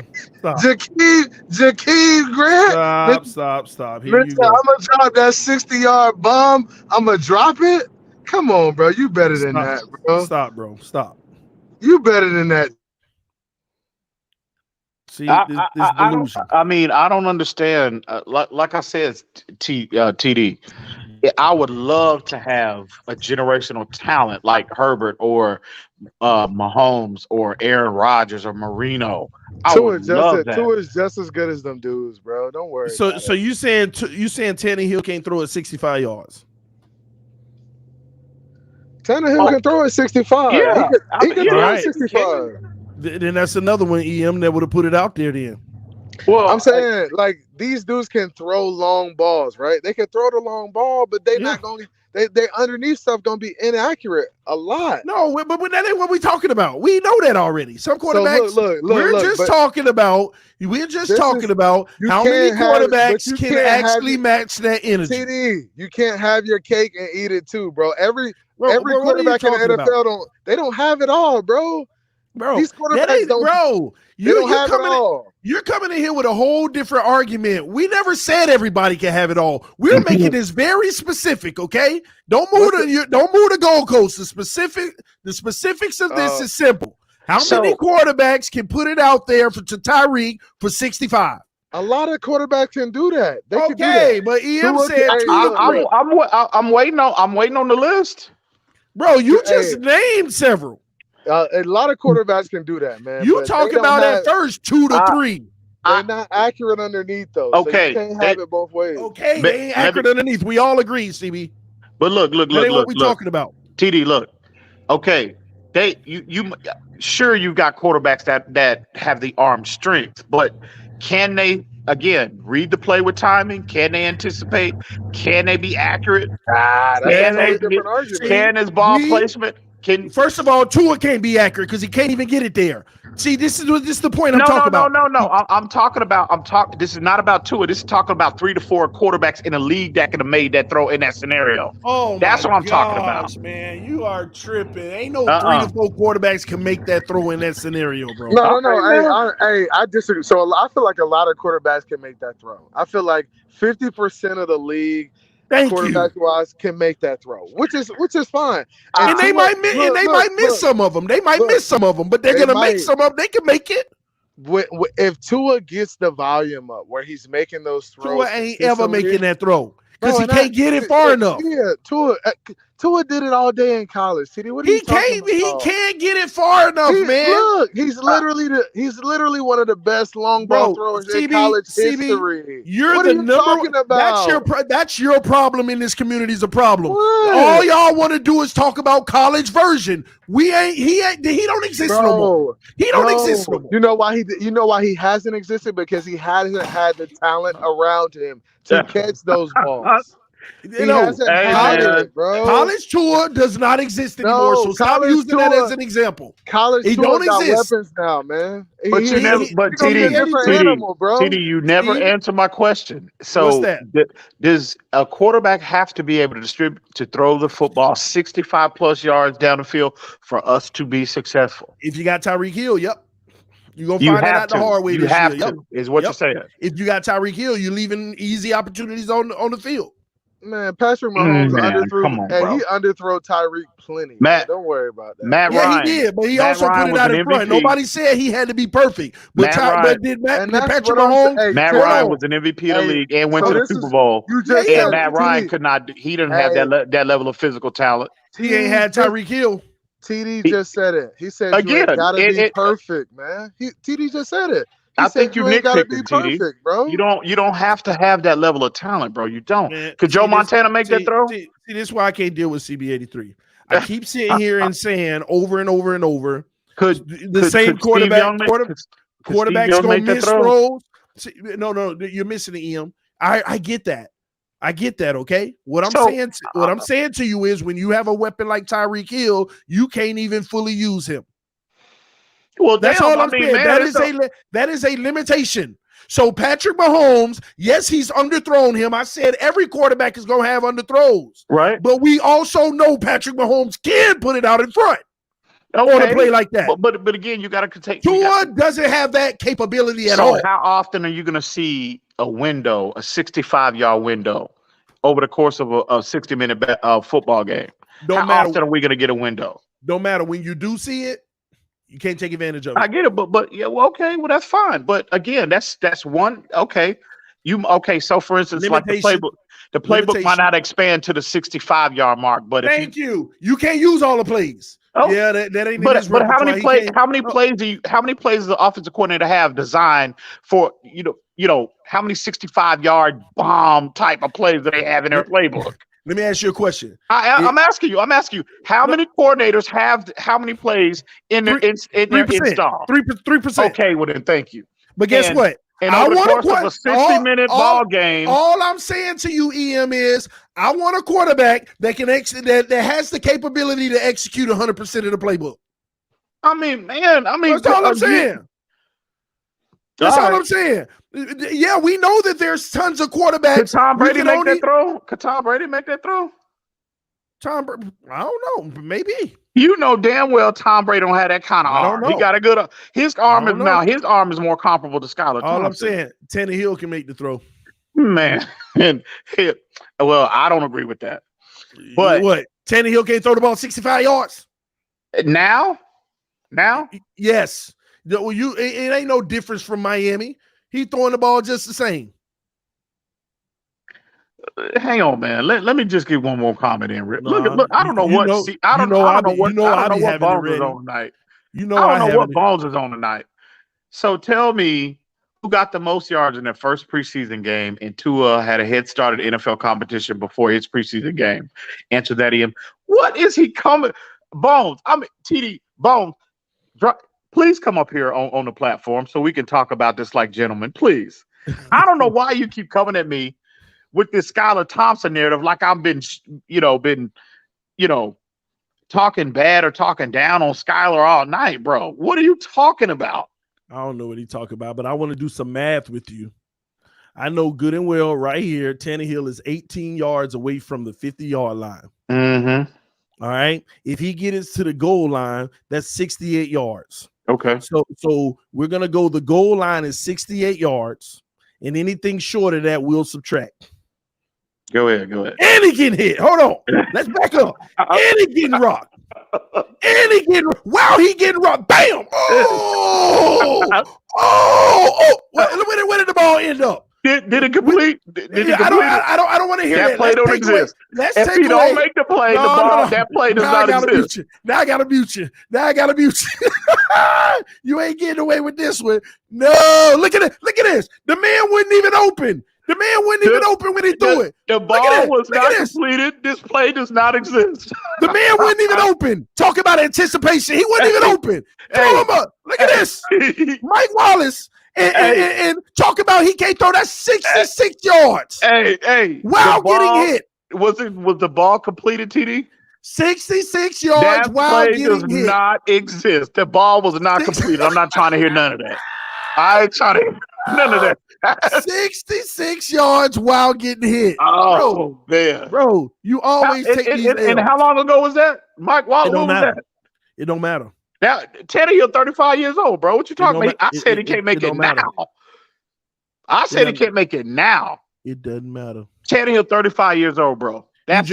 Y'all talk about Jakeem Grant dropped the ball. It ain't his fault that Mike Wallace dropped it. Oh, man, bro. That was 68 yards while getting hit, while getting freaking hit. Getting rocked. Didn't even get to fully step into it. That's a 24-year-old Ryan Tannehill. Tannehill 35 years old now. I don't want to hear that crap, man. Did I say he can't make it now? Did I not say that? Bro, stop. See? Did I not say he can't make it? That's what I said, TD. You being funny, bro. You can't, bro. So you mean to tell me as we all get older as human beings, our physical ability starts to diminish? Can we all agree with that, bro? Answer my question. Is that not true? Tannehill has a. We know as quarterbacks get older, they lose something in terms of arm strength. That's a fact. We saw it with Peyton Manning. We saw it with every quarterback. Dan Marino himself, the GOAT himself. So that's a 35-year-old Tannehill. No, he's not making that throw now. Absolutely not. Sorry. 23-year-old Tannehill, absolutely. And that's probably his age. When was Mike Wallace? When did they get Mike Wallace? Tannehill's what, third year? Roughly. Yeah, so Tannehill came in. He was 25-year-old Tannehill. Yeah, can make that throw. Absolutely. 35-year-old? No. I don't think so. At the end of the day, 66 yards. Okay. And we over here arguing about 50. We over here arguing about 57. And the man was getting hit. Did you see Tua throw that video Nick Hicks posted in the offseason? Tua threw a 70. on a soccer field. On a soccer field. Hey. I'm just saying the video was out there. The receipts are out there. Nick Hicks posted that posted that video. Yeah, that was 75. What was it? 75 yards? I think it was like 72, I think. So I'm just saying. Boy, I tell you, a lot of yourself, you're a lot of whoever. Man. You're a lot of yourself, you're a lot of whoever, man. CB83, can you stop changing the narratives, bro? Oh, he out of here. All right. Oh, well, I tell you. Oh, that he was still backstage. Damn. But oh my gosh. Listen, man. At the end of the day, to in closing, this conversation about limitations, no limitation, whatever. As long as Tua can threaten teams 50 yards down the field, because that's considered an explosive play at the NFL level. As long as he has that in his bag, we can be in a position to maximize the potential, the play potential of this offense, because it's all about explosive plays. We know that in the passing game. 50 yards, you threaten TD. That's all you need, TD. I would love to have Herbert, bro, that can throw the ball on a run 60 plus yards in the air on a rope, right? And hit his receivers consistently going 65 yards down the field in stride. I would love that too, Dan Marino. But you don't. Bro. But that's not needed. You don't, that's not again, that's like the icing on the cake. That in terms of like, what's that? But go ahead. No, that's like, a quarterback with that level of ability, that's like icing on the cake. That's not the requirement. It's a lot. It's a lot of quarterbacks can do it, bro. And what was that? 57 air yards? Yeah, at the completion point, yeah. Jameis Winston can throw farther than that. Yeah, absolutely. Jameis Winston has one of the better arms in the league. Yeah, I agree. Russell Wilson? I don't know about Russell now. I don't think he. I don't know about Russ now, bro. It's all of this now, but let's get something straight. Even if we want to compare his prime, ain't that what Tua in from a youthful standpoint? Well, yeah, Tua will never be. Tua can't make that throw, TD. I acknowledge that, bro. I'm not saying he can't. I'm not saying you're saying a lot of quarterbacks can't. No, you're right. I still think to hit Tyreek in stride, 65 yards in stride. That throw to Tannehill, that was not in stride, TD. All right, Ian. Mike Wallace had to turn around and wait on the ball. That wasn't in stride. That wasn't over his head. And Mike Wallace was able to run underneath it. The ball hung in the air. All right, I'm finna give you all these quarterbacks. I'm talking about in stride. In that scenario, when Tyreek has a step on the safety and the cornerback. I'm finna give you all these quarterbacks that's over 57. Over 57. Here come 58. Tyler freaking Heineke. 58 air yards. Let's go to the next one. Is that in stride, TD? No. You're going to see some strides. I'm just saying. Okay, all right. Arm strength in general. Like this. Oh, yeah, absolutely. Yeah, Jameis can do that. Jameis can do that. What was the yardage on that? 59. Oh, yeah. Jameis got that kind of arm. Russell Wilson. I'm taking it. Okay. Well, 2020 and 2021. Yeah. Okay. Who is this? Herbert. Oh, well, we already know this. I already know Herbert can do that, bro. Yeah, well, that's what I said. We already know that. And he can do way more than that. I've seen him make a better throw than that. I know Herbert can do that. All right. Stand corrected. I might have to retract that statement there. Yeah, you always retract stuff when you're talking to me. It's all I know. Because I always bring the receipts. Yeah, I know. Yeah. Always. I know. Yeah, I know. Who is there? Oh, well, we got a repeat. 61 by Russell. Well, we already know.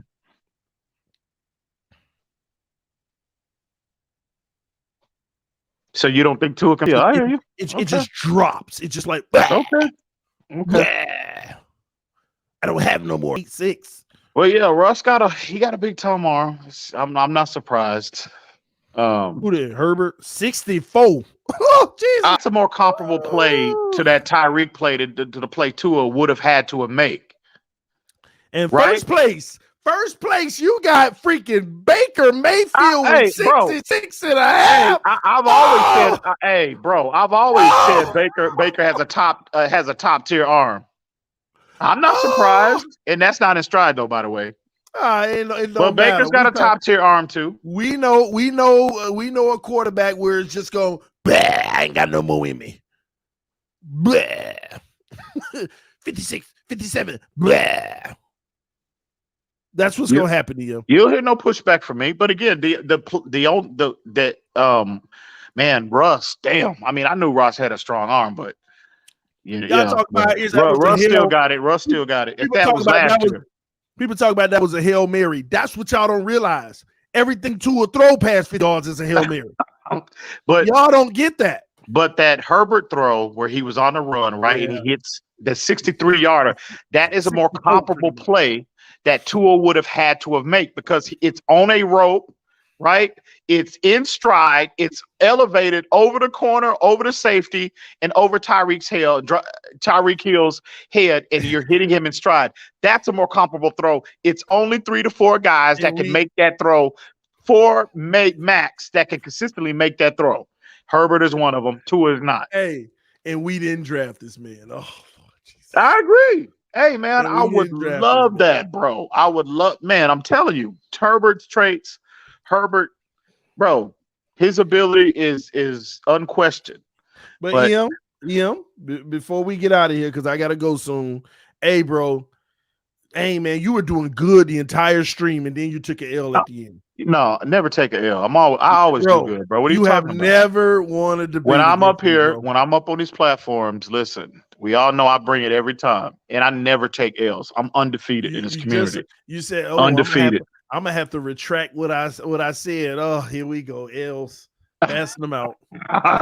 Man, you know I'm bringing evidence every time. I'm You know I undefeated. bait you into this stuff. Stop I get it. you to say something that Stop I already know what the answer is. What receipts have you ever brought? You'll never bring no receipts. That's all I do, man. You already know. I what hear you, time it is. man. I hear you, bro. What's up, MCJB? Yo, can y'all hear me very well? What's good, bro? We can hear you. Yo, EM, I got a question for you, dog. What's up, man? Did you say that Joe Burrow has a weak arm earlier? Weak? Did I say weak? No, I said he has a comparable arm to Tua. That's what I said, bro. Okay. Y'all don't listen, man. Why y'all so I heard Tannehill put 66 and he wanted to deny. Bro, I mean, I look at the chat and, you know, when I hear people, bro, y'all don't listen. It's like y'all tune out the complete, y'all only cherry pick portions of the message, right? Y'all don't be listening, man. If y'all just listen every now and then, you'll learn something. I tell TD that all the time, especially privately. If you close your mouth and listen, really listen, you will learn. You know what I mean? You will. I'm gonna go for your word. That's how I learn. I was gonna say something, but I'm gonna keep it down low. But yeah. How you doing? TD? You doing all right? I'm good, man. I can't wait for next Friday, man. Bro, it's gonna be lit, y'all. Y'all people in the chat, y'all gonna be like, who's MCJB? Well, that's me, and we just made a banger, ladies and gentlemen, a banger. Me and TD, we made a banger, dude. It's gonna be lit. Thanks for sending it to me, man. MC, hey, man, you're going to have to spit something for me, bro. I've been trying to get you to spit something for a minute on other platforms. I don't know if you remember, but yeah. Hey, I go on and spit something for me real quick, bro. Make them pay for it. Give me a beat, man. Give me a beat. Oh, man. I haven't done anything yet, but go ahead. Hey, spit something. I need a victory song tonight because it's another dub on TD Foolish Talk. I need a victory song. I need you to take us home with a victory song or something, bro. Just a little something. With TD in the field, hold on. I don't do this. I gotta smoke something before I do this. Hey. I haven't done anything tonight. Put some music on, play some music real quick or something. Drop a beat, and bro, and just I ain't got no beats, man. TD, you too. Drop something. Listen, I need me a victory. I need me a victory song tonight. I'll give you a snip. Do y'all want chat? Y'all want to hear a snippet of the collab? Hell yeah. A 15-second. Give him something. All right, but let me pull it up real quick. Hold on. There go. Here we go.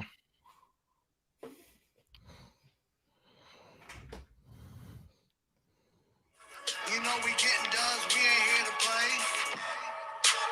Waddle and a cheetah. You already knowing that we are gonna beat ya. You know we going all the way to the Hey.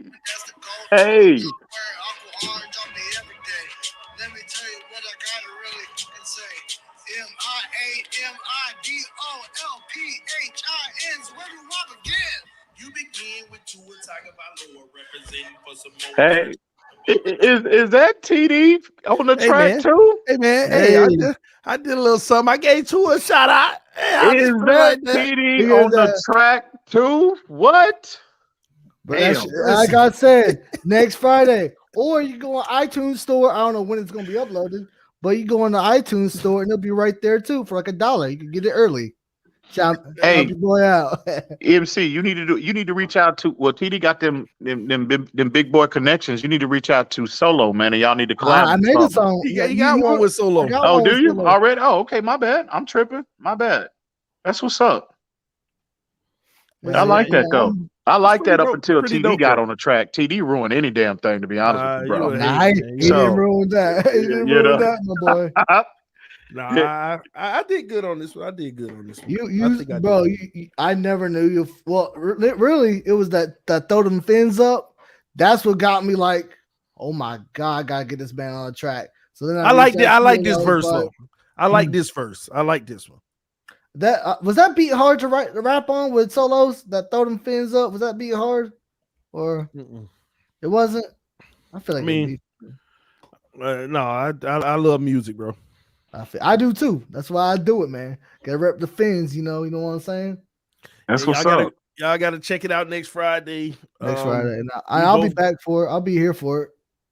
All right, man. I'm about to get up out of here, man. But yeah, man, we both go in. I shout out our QB1 showing some love in this one. So y'all gonna really showing that fake love. It ain't fake love. Showing that fake love. Bro, he asked the question in the song. That fake love. He said he spelled we out all right. know. We all know. DOLPHINS. Where do I begin? And I came in. You begin with Tua Tagovailoa. We know. We all know. We all know. Boy, you was hard. That Tua Tagovailoa. That fake love. We all know. You a hater. Yeah, hey, 66. Tannehill threw it 66 yards. You go ahead and take that L tonight. But Bones, keep running. He keep hiding in the chat. Talking about EM, I got you. Yeah. Okay. Keep running and hiding out in the chat. Yeah. You got me. You show right. But and I also appreciate you for helping me out earlier with the whole StreamYard shit. I was like, what the I couldn't really. It was so hard to like do. You got it working. That's all that matters. Yeah, MJ. So real quick. In the real world, that's what you do in the real world. I mean, you're an aspiring. No. In the real world.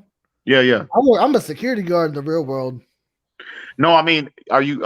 Is that an aspiration for you? Do you want to become a musician at some point? Oh yeah, I want to be the next little baby. You heard it right here. Oh, okay, that's what's up. I hear you. Hey, listen, man. Just so y'all know, anytime we need a Hail Mary in Miami, Skylar coming in. Oh yeah, for sure. Skylar time all the way. Instead of Tua time, it's Skylar time, baby. Hey, let me ask you a question. Hold on, Ian. Let me ask you a question.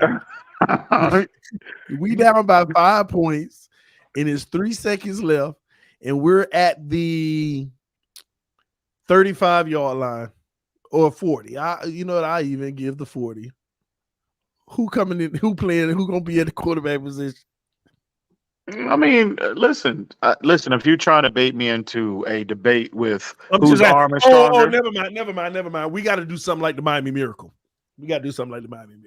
That's what we have to do. Oh, really? Oh, okay.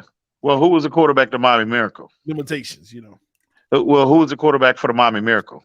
Well, we were at the 20-yard line. Who was the quarterback for the Miami Miracle? Ryan Tannehill. We were at the 20-yard line. Okay. Nobody throwing at 80. Nobody's throwing at 80. We wasn't at no 20. Were we at the 20 for real? We were at the 20. Oh, okay. Okay. Keep taking the L's. These L's. Hey, man. All right. I was gonna ask MC something. Man, you made me lose my train of thought, TD, with your foolishness. Oh. Hang on, give me a minute. My bad. Dang, bro, I totally forgot, man. My bad.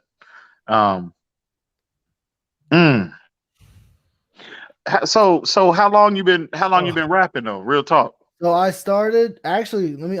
If that's cool with you, T, I'm gonna go ahead and do the whole story. So at first I was a writer. Like I wrote my feelings out sometimes. I wrote love poets, stuff like that. And I was like, and one day I made make a long story short, I made a rhyme, right? Mm-hmm. And it was like, I could really actually express my feelings, but I didn't know how would I express those feelings? So I had a boy, shout out to my boy Slim Damajan. He asked me, his real name Trey. He asked me, have you ever thought about making music? And I was just like, nah, I haven't. Not right now, of course, because it was during COVID. This was happening during the beginning of COVID. And I was like, not right now. I don't want to go anywhere. And I would love to go to a studio, but I ain't got time and I ain't got the money, of course, because I live in Atlanta, and Atlanta's very expensive when it comes to the rap business. So I was like, okay, well, I was like, yeah. He's like, just think about it, man. Just think about it. So I go about 6 months later. It was about November. He was like, Jordan, do you still want to make music? I just gave my government name away. Anyway. And I was like, right? All right, that's true. It's all good. And I was like, you know what? Fine. Let's do it. So I made a song. It wasn't that good. Made another song. It wasn't that good. And kept going. I kept grinding. I kept shining, kept grinding. And I kept, money was going. And eventually I made another song, which is on my SoundCloud. We'll talk about that another day. But you can probably already know what it was about. And then I found the football season happened of 2021. I found Solo D. That's what's up, man. I always like to. Took me about maybe close to 2 years for to find my voice, find everything. Hey, man, y'all go chase y'all dreams. Be what you want to be, man. That's why I love to hear, people that are, that chase their dreams and they think out, whatever the aspirations are, especially if it's outside the box of what the norm is. And so when I meet people, I come across, I come across people all the time that are either in business or aspiring to do something other than the norm. So when I come across those individuals, I love to sit and pick their brain and find out what their motivation is behind why they're aspiring to be what they want to be. So when yeah, man, that's why I'm a little curious and kind of picking your brain right now. But I love to see that though. Yeah, I love to see that though. You got me on Twitter. I think if you want my number, you can have it. I'll put it in the private chat. We can talk a lot more shit, man. A lot more stuff. Yeah. That's what's up. I think you were one of our group chats on Twitter, I think. So yeah. There you go. Yeah, I like to meet a lot of people. You can have it too, TD, if you want it. They want more, MC. What happened? I'm not even paying attention to the chat. What's going on? They want more to track, man. Hey, CB, CB. Damn, my bad. I didn't mean to insult you like that. Dang. But MC. I mean, you on the stage right now, bro. You got to sell yourself. They want it hard for the fans. We're going there every day for a win. I don't give a fuck what you. I can't do it. I gotta smoke a blunt. Yeah. I'm sorry, TD, man. It's midnight. You're all right, man. That's all right, man. It's gonna drop next week, man. I know y'all want more. Next Friday at 12 a.m. That's Thursday night into Friday morning. That's what's up, man. That's what's up. I love it. Just let you know, EM, I am not a freestyler. I'm letting you know right now, especially sober. But anyway, I don't freestyle either. I just record. I record. It's a version of freestyling, but I don't keep going. I just keep my thoughts and then I put it down. Thoughts. Like I said, EM, I'm a writer. I wrote first, then I produce it, and then I record it. That's what's up. Hey, man. Hey, continue to do you, bro. Whatever you want to be in life, man, you can achieve it. You just got to get out there. You got to go get it, So, like I said, sure. I love to see people that are aspiring to, chasing their dreams, So that's what life is all about. So salute to you, homie. Salute to you. For sure. And I'll let y'all go. Y'all boys have a great night, and God bless y'all. Yeah. All right. Thursday night, Friday morning, 12 a.m. Next Friday. Let's go, man. Fans up. Appreciate you, bro. Appreciate the homie hit me up asking to That's what's up, man. Why you get on that track and ruin that track like that, TD? Bro, I thought I did very well on that one. I thought I did very well. The track was fire until you got your behind on there. But it was my opportunity to show Tua, Waddle, and Cheetah because he talked about Tua, Waddle, and Cheetah a lot. So I showed him a lot of love in the verse, bro. Oh man. So, see these folk, man. I tell you, man, you cannot win, man. We trying to show some positivity to the homie. People in the chat, man. My people are something else, bro. I mean, this world we live in, man. I mean, I can't be, I'm trying to show the homies. I'm trying to get, show them some love, bro, and just trying to really, I really love to meet when I come across people like that every day, bro. No matter what walk of life they're in, like I said, in business or aspiring musicians, it could be anything outside the box, outside if it's an alternative to the norm. I love to meet those and sit down and engage with those type of people, bro, no matter what age they are, bro. And look at these folks in the chat, man. I mean, bro, come on, man. They are. Anyway, Him is a good guy. Go easy on him. It ain't easy to lose. I'm like, bro, you can't be positive. It's like they only respond to when I turn up. You know what I mean? They'll rather listen and hear EM when he turned. You know what I mean? I can't be I can't be positive. Show somebody some love and just really have a normal, regular productive conversation, bro. You know what I mean? Y'all need to check yourselves. I mean, real talk. These people in the comments, bro. Y'all really need to check yourself, bro. I mean, for real. And look at this dude, Airborne J. I see right through you, EM. This dude ain't never met me a day in his life. I see right through you, EM. Come on, man. A lot of people do that, though. They think they know who you are, your personality. They try to assume what you're really trying to do. It's funny. It's funny to me, though, bro, because everybody knows I troll too a lot. But sometimes I don't be trolling at all, and they be saying that. And then whenever I am trolling, I don't know when that is, bro. When we talk privately, bro, I don't troll. I'm just straight up front. I tell you what I think. I don't know when that is. I really don't, bro. You stay on, in that trolling mode. You live for it. So I don't know what percentage of the day that I know when you're away from YouTube and all of that, and when you interact with your family. It's only amusing because how many people get in their feelings about it. That is true. That's the only reason it's amusing. How many people take it personal? Like stand in on the behalf of another grown man who ain't paying me no attention. It amazes me. Like it really amazes me how, like we talked about this the other night, about how, I've never seen,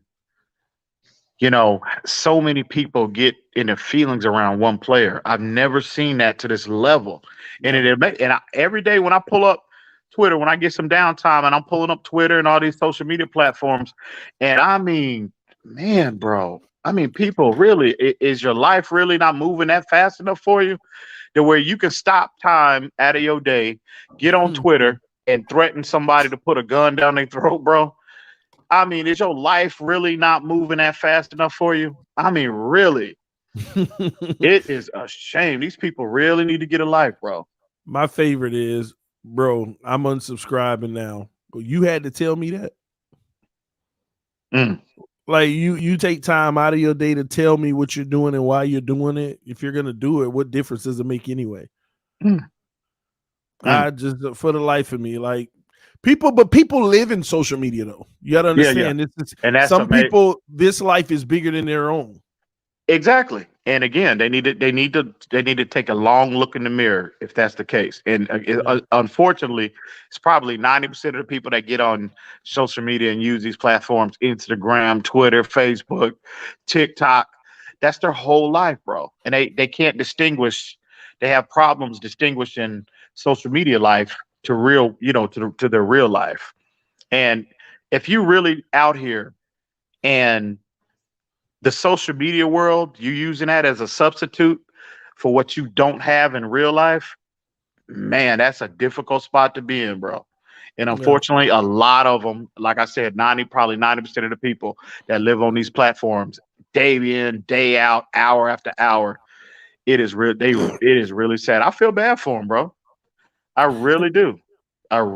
So, but hey, man, we can't be consumed with it. We can identify it and learn how to navigate around it, the foolishness for the most part. But at the end of the day, we got to keep it moving. We got to keep it moving. So, but it really is sad though. It's just unfortunate. Donald must be watching the show from like way behind. Cause There's something about YouTube. People could be watching the show an hour ago, and the comments pop up now if they comment.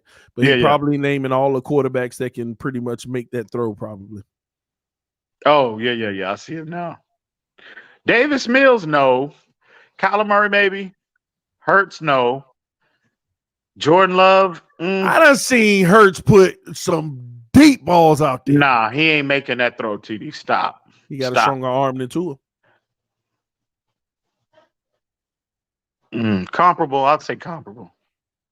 Comparable. So, who you think is a better quarterback? Who?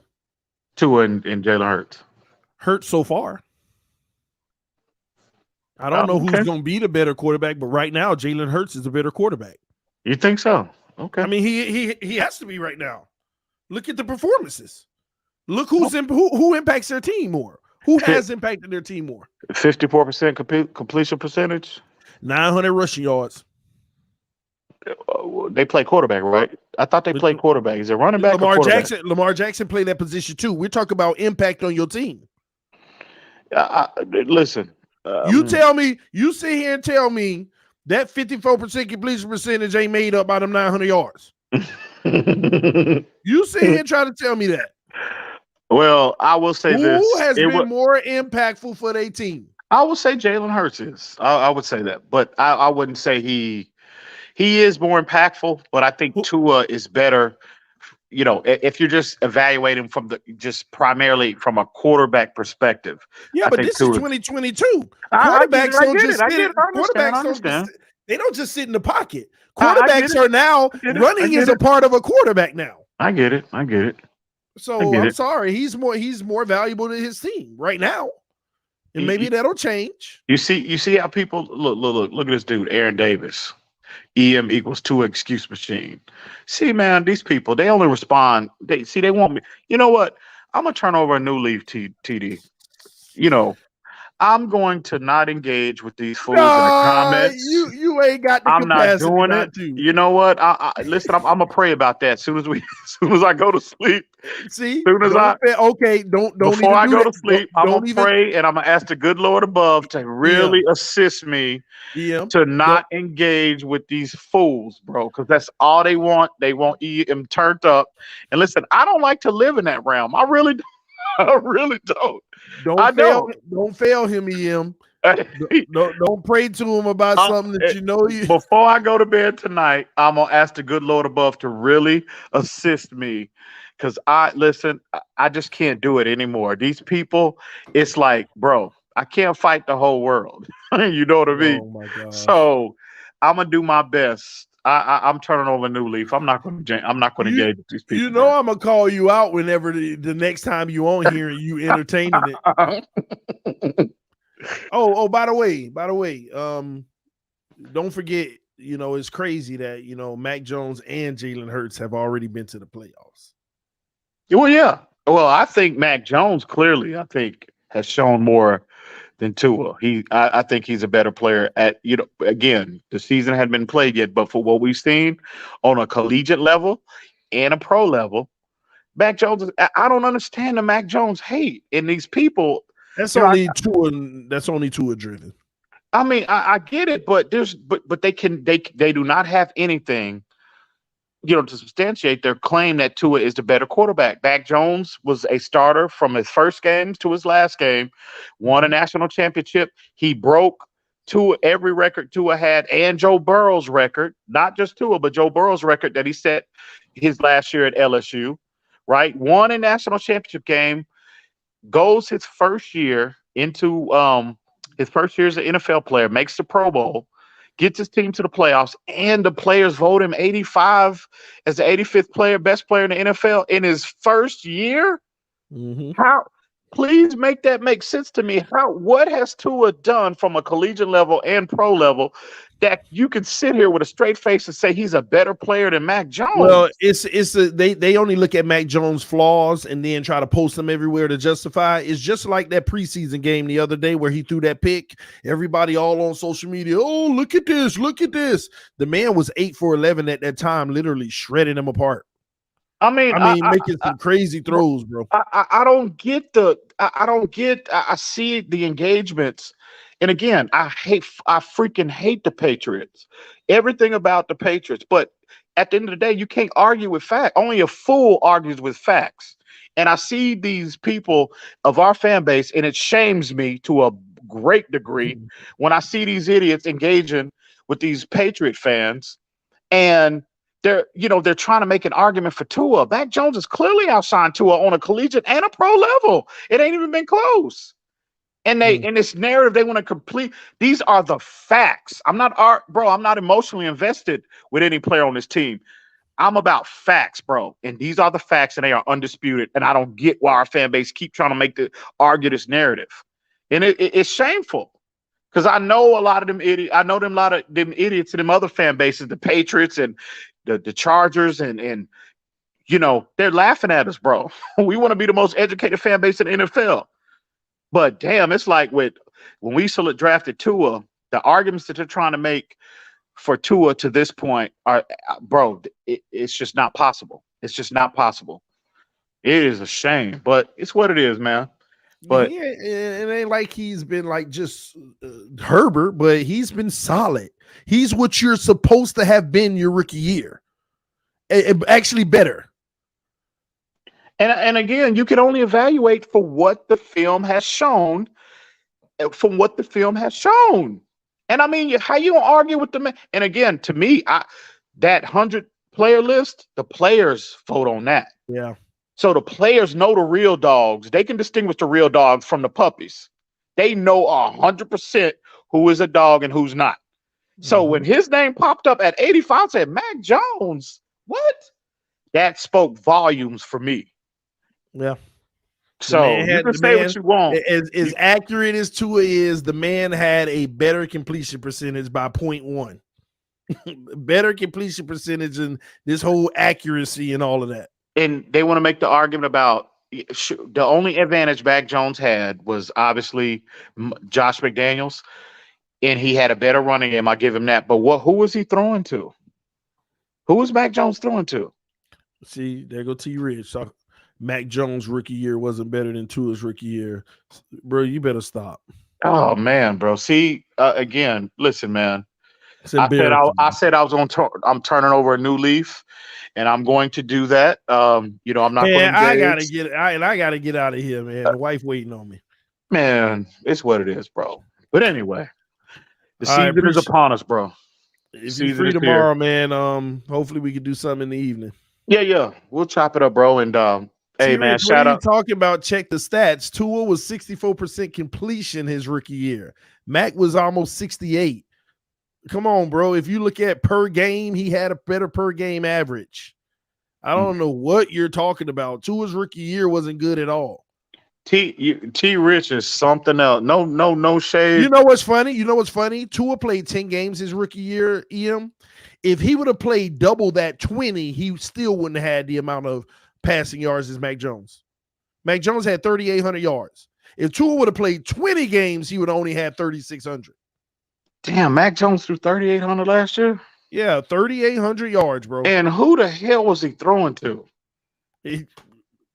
I can't answer it. 3,801 yards. All I got to say is this. Let Parker get a 1,000-yard season up there in New England. Let him get 1,000 yards this year in New England. Bro, 14 total touchdowns and 5 interceptions in 9 games. 22 touchdowns. The man, Mac Jones, got 22 touchdowns and 13 in 7 games. Just as equivalent. And don't forget, how many of them games Tua even had to literally get pulled out of.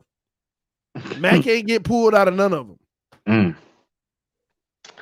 Anyway, I got to roll, man. Hey, yeah, man. Salute to everybody in the chat for showing the homie TD Foolish Talk some love and support. Y'all need to continue to show TD showing up, showing him some love. He puts out that quality content sometimes. And thank you everybody for last month, man. We added 1,300 subscribers last month. Damn, did you, bro? Yeah, I just looked at the stats. We added 1,300 subs last month, 1,312. It says 11, 1,311. It said 12, but so all of the new subs, man, it's a lot of y'all. So y'all are new to the channel. Welcome, welcome, welcome. We have a lot of fun over here. You know, we play around a lot and stuff like that, but we do give serious content, and we do chop it up and make sure we enjoy ourselves too. So welcome to the channel, all the new members as well. Cause we added 21 members last month. 21 members to the channel last month, man. Bigger and better things. Let's go after what's up. That's what's up. All right, and EM, thanks for everything, bro. You're a huge part of the success and always have been of this channel. We always need somebody. Y'all hear him now. Y'all hear him in the chat. Y'all hear him in the chat. Y'all heard that, right? No, real talk, bro. Heart to heart, bro. Real talk. I appreciate you, bro. This channel has always needed somebody to hold the L's so that they don't pile up. So we appreciate you always taking them. Salute to you, bro. Always love, bro. And yeah, shout out to everybody always showing up. And y'all be good, man. Until next time. All right, man. I appreciate you. All right, everybody. We love y'all. We appreciate y'all. Fins up no matter what. And don't forget that track that's releasing next week, man. It's a banger, man. I think y'all gonna like it. I think y'all really gonna like it. Anyway, I am out of here. Peace.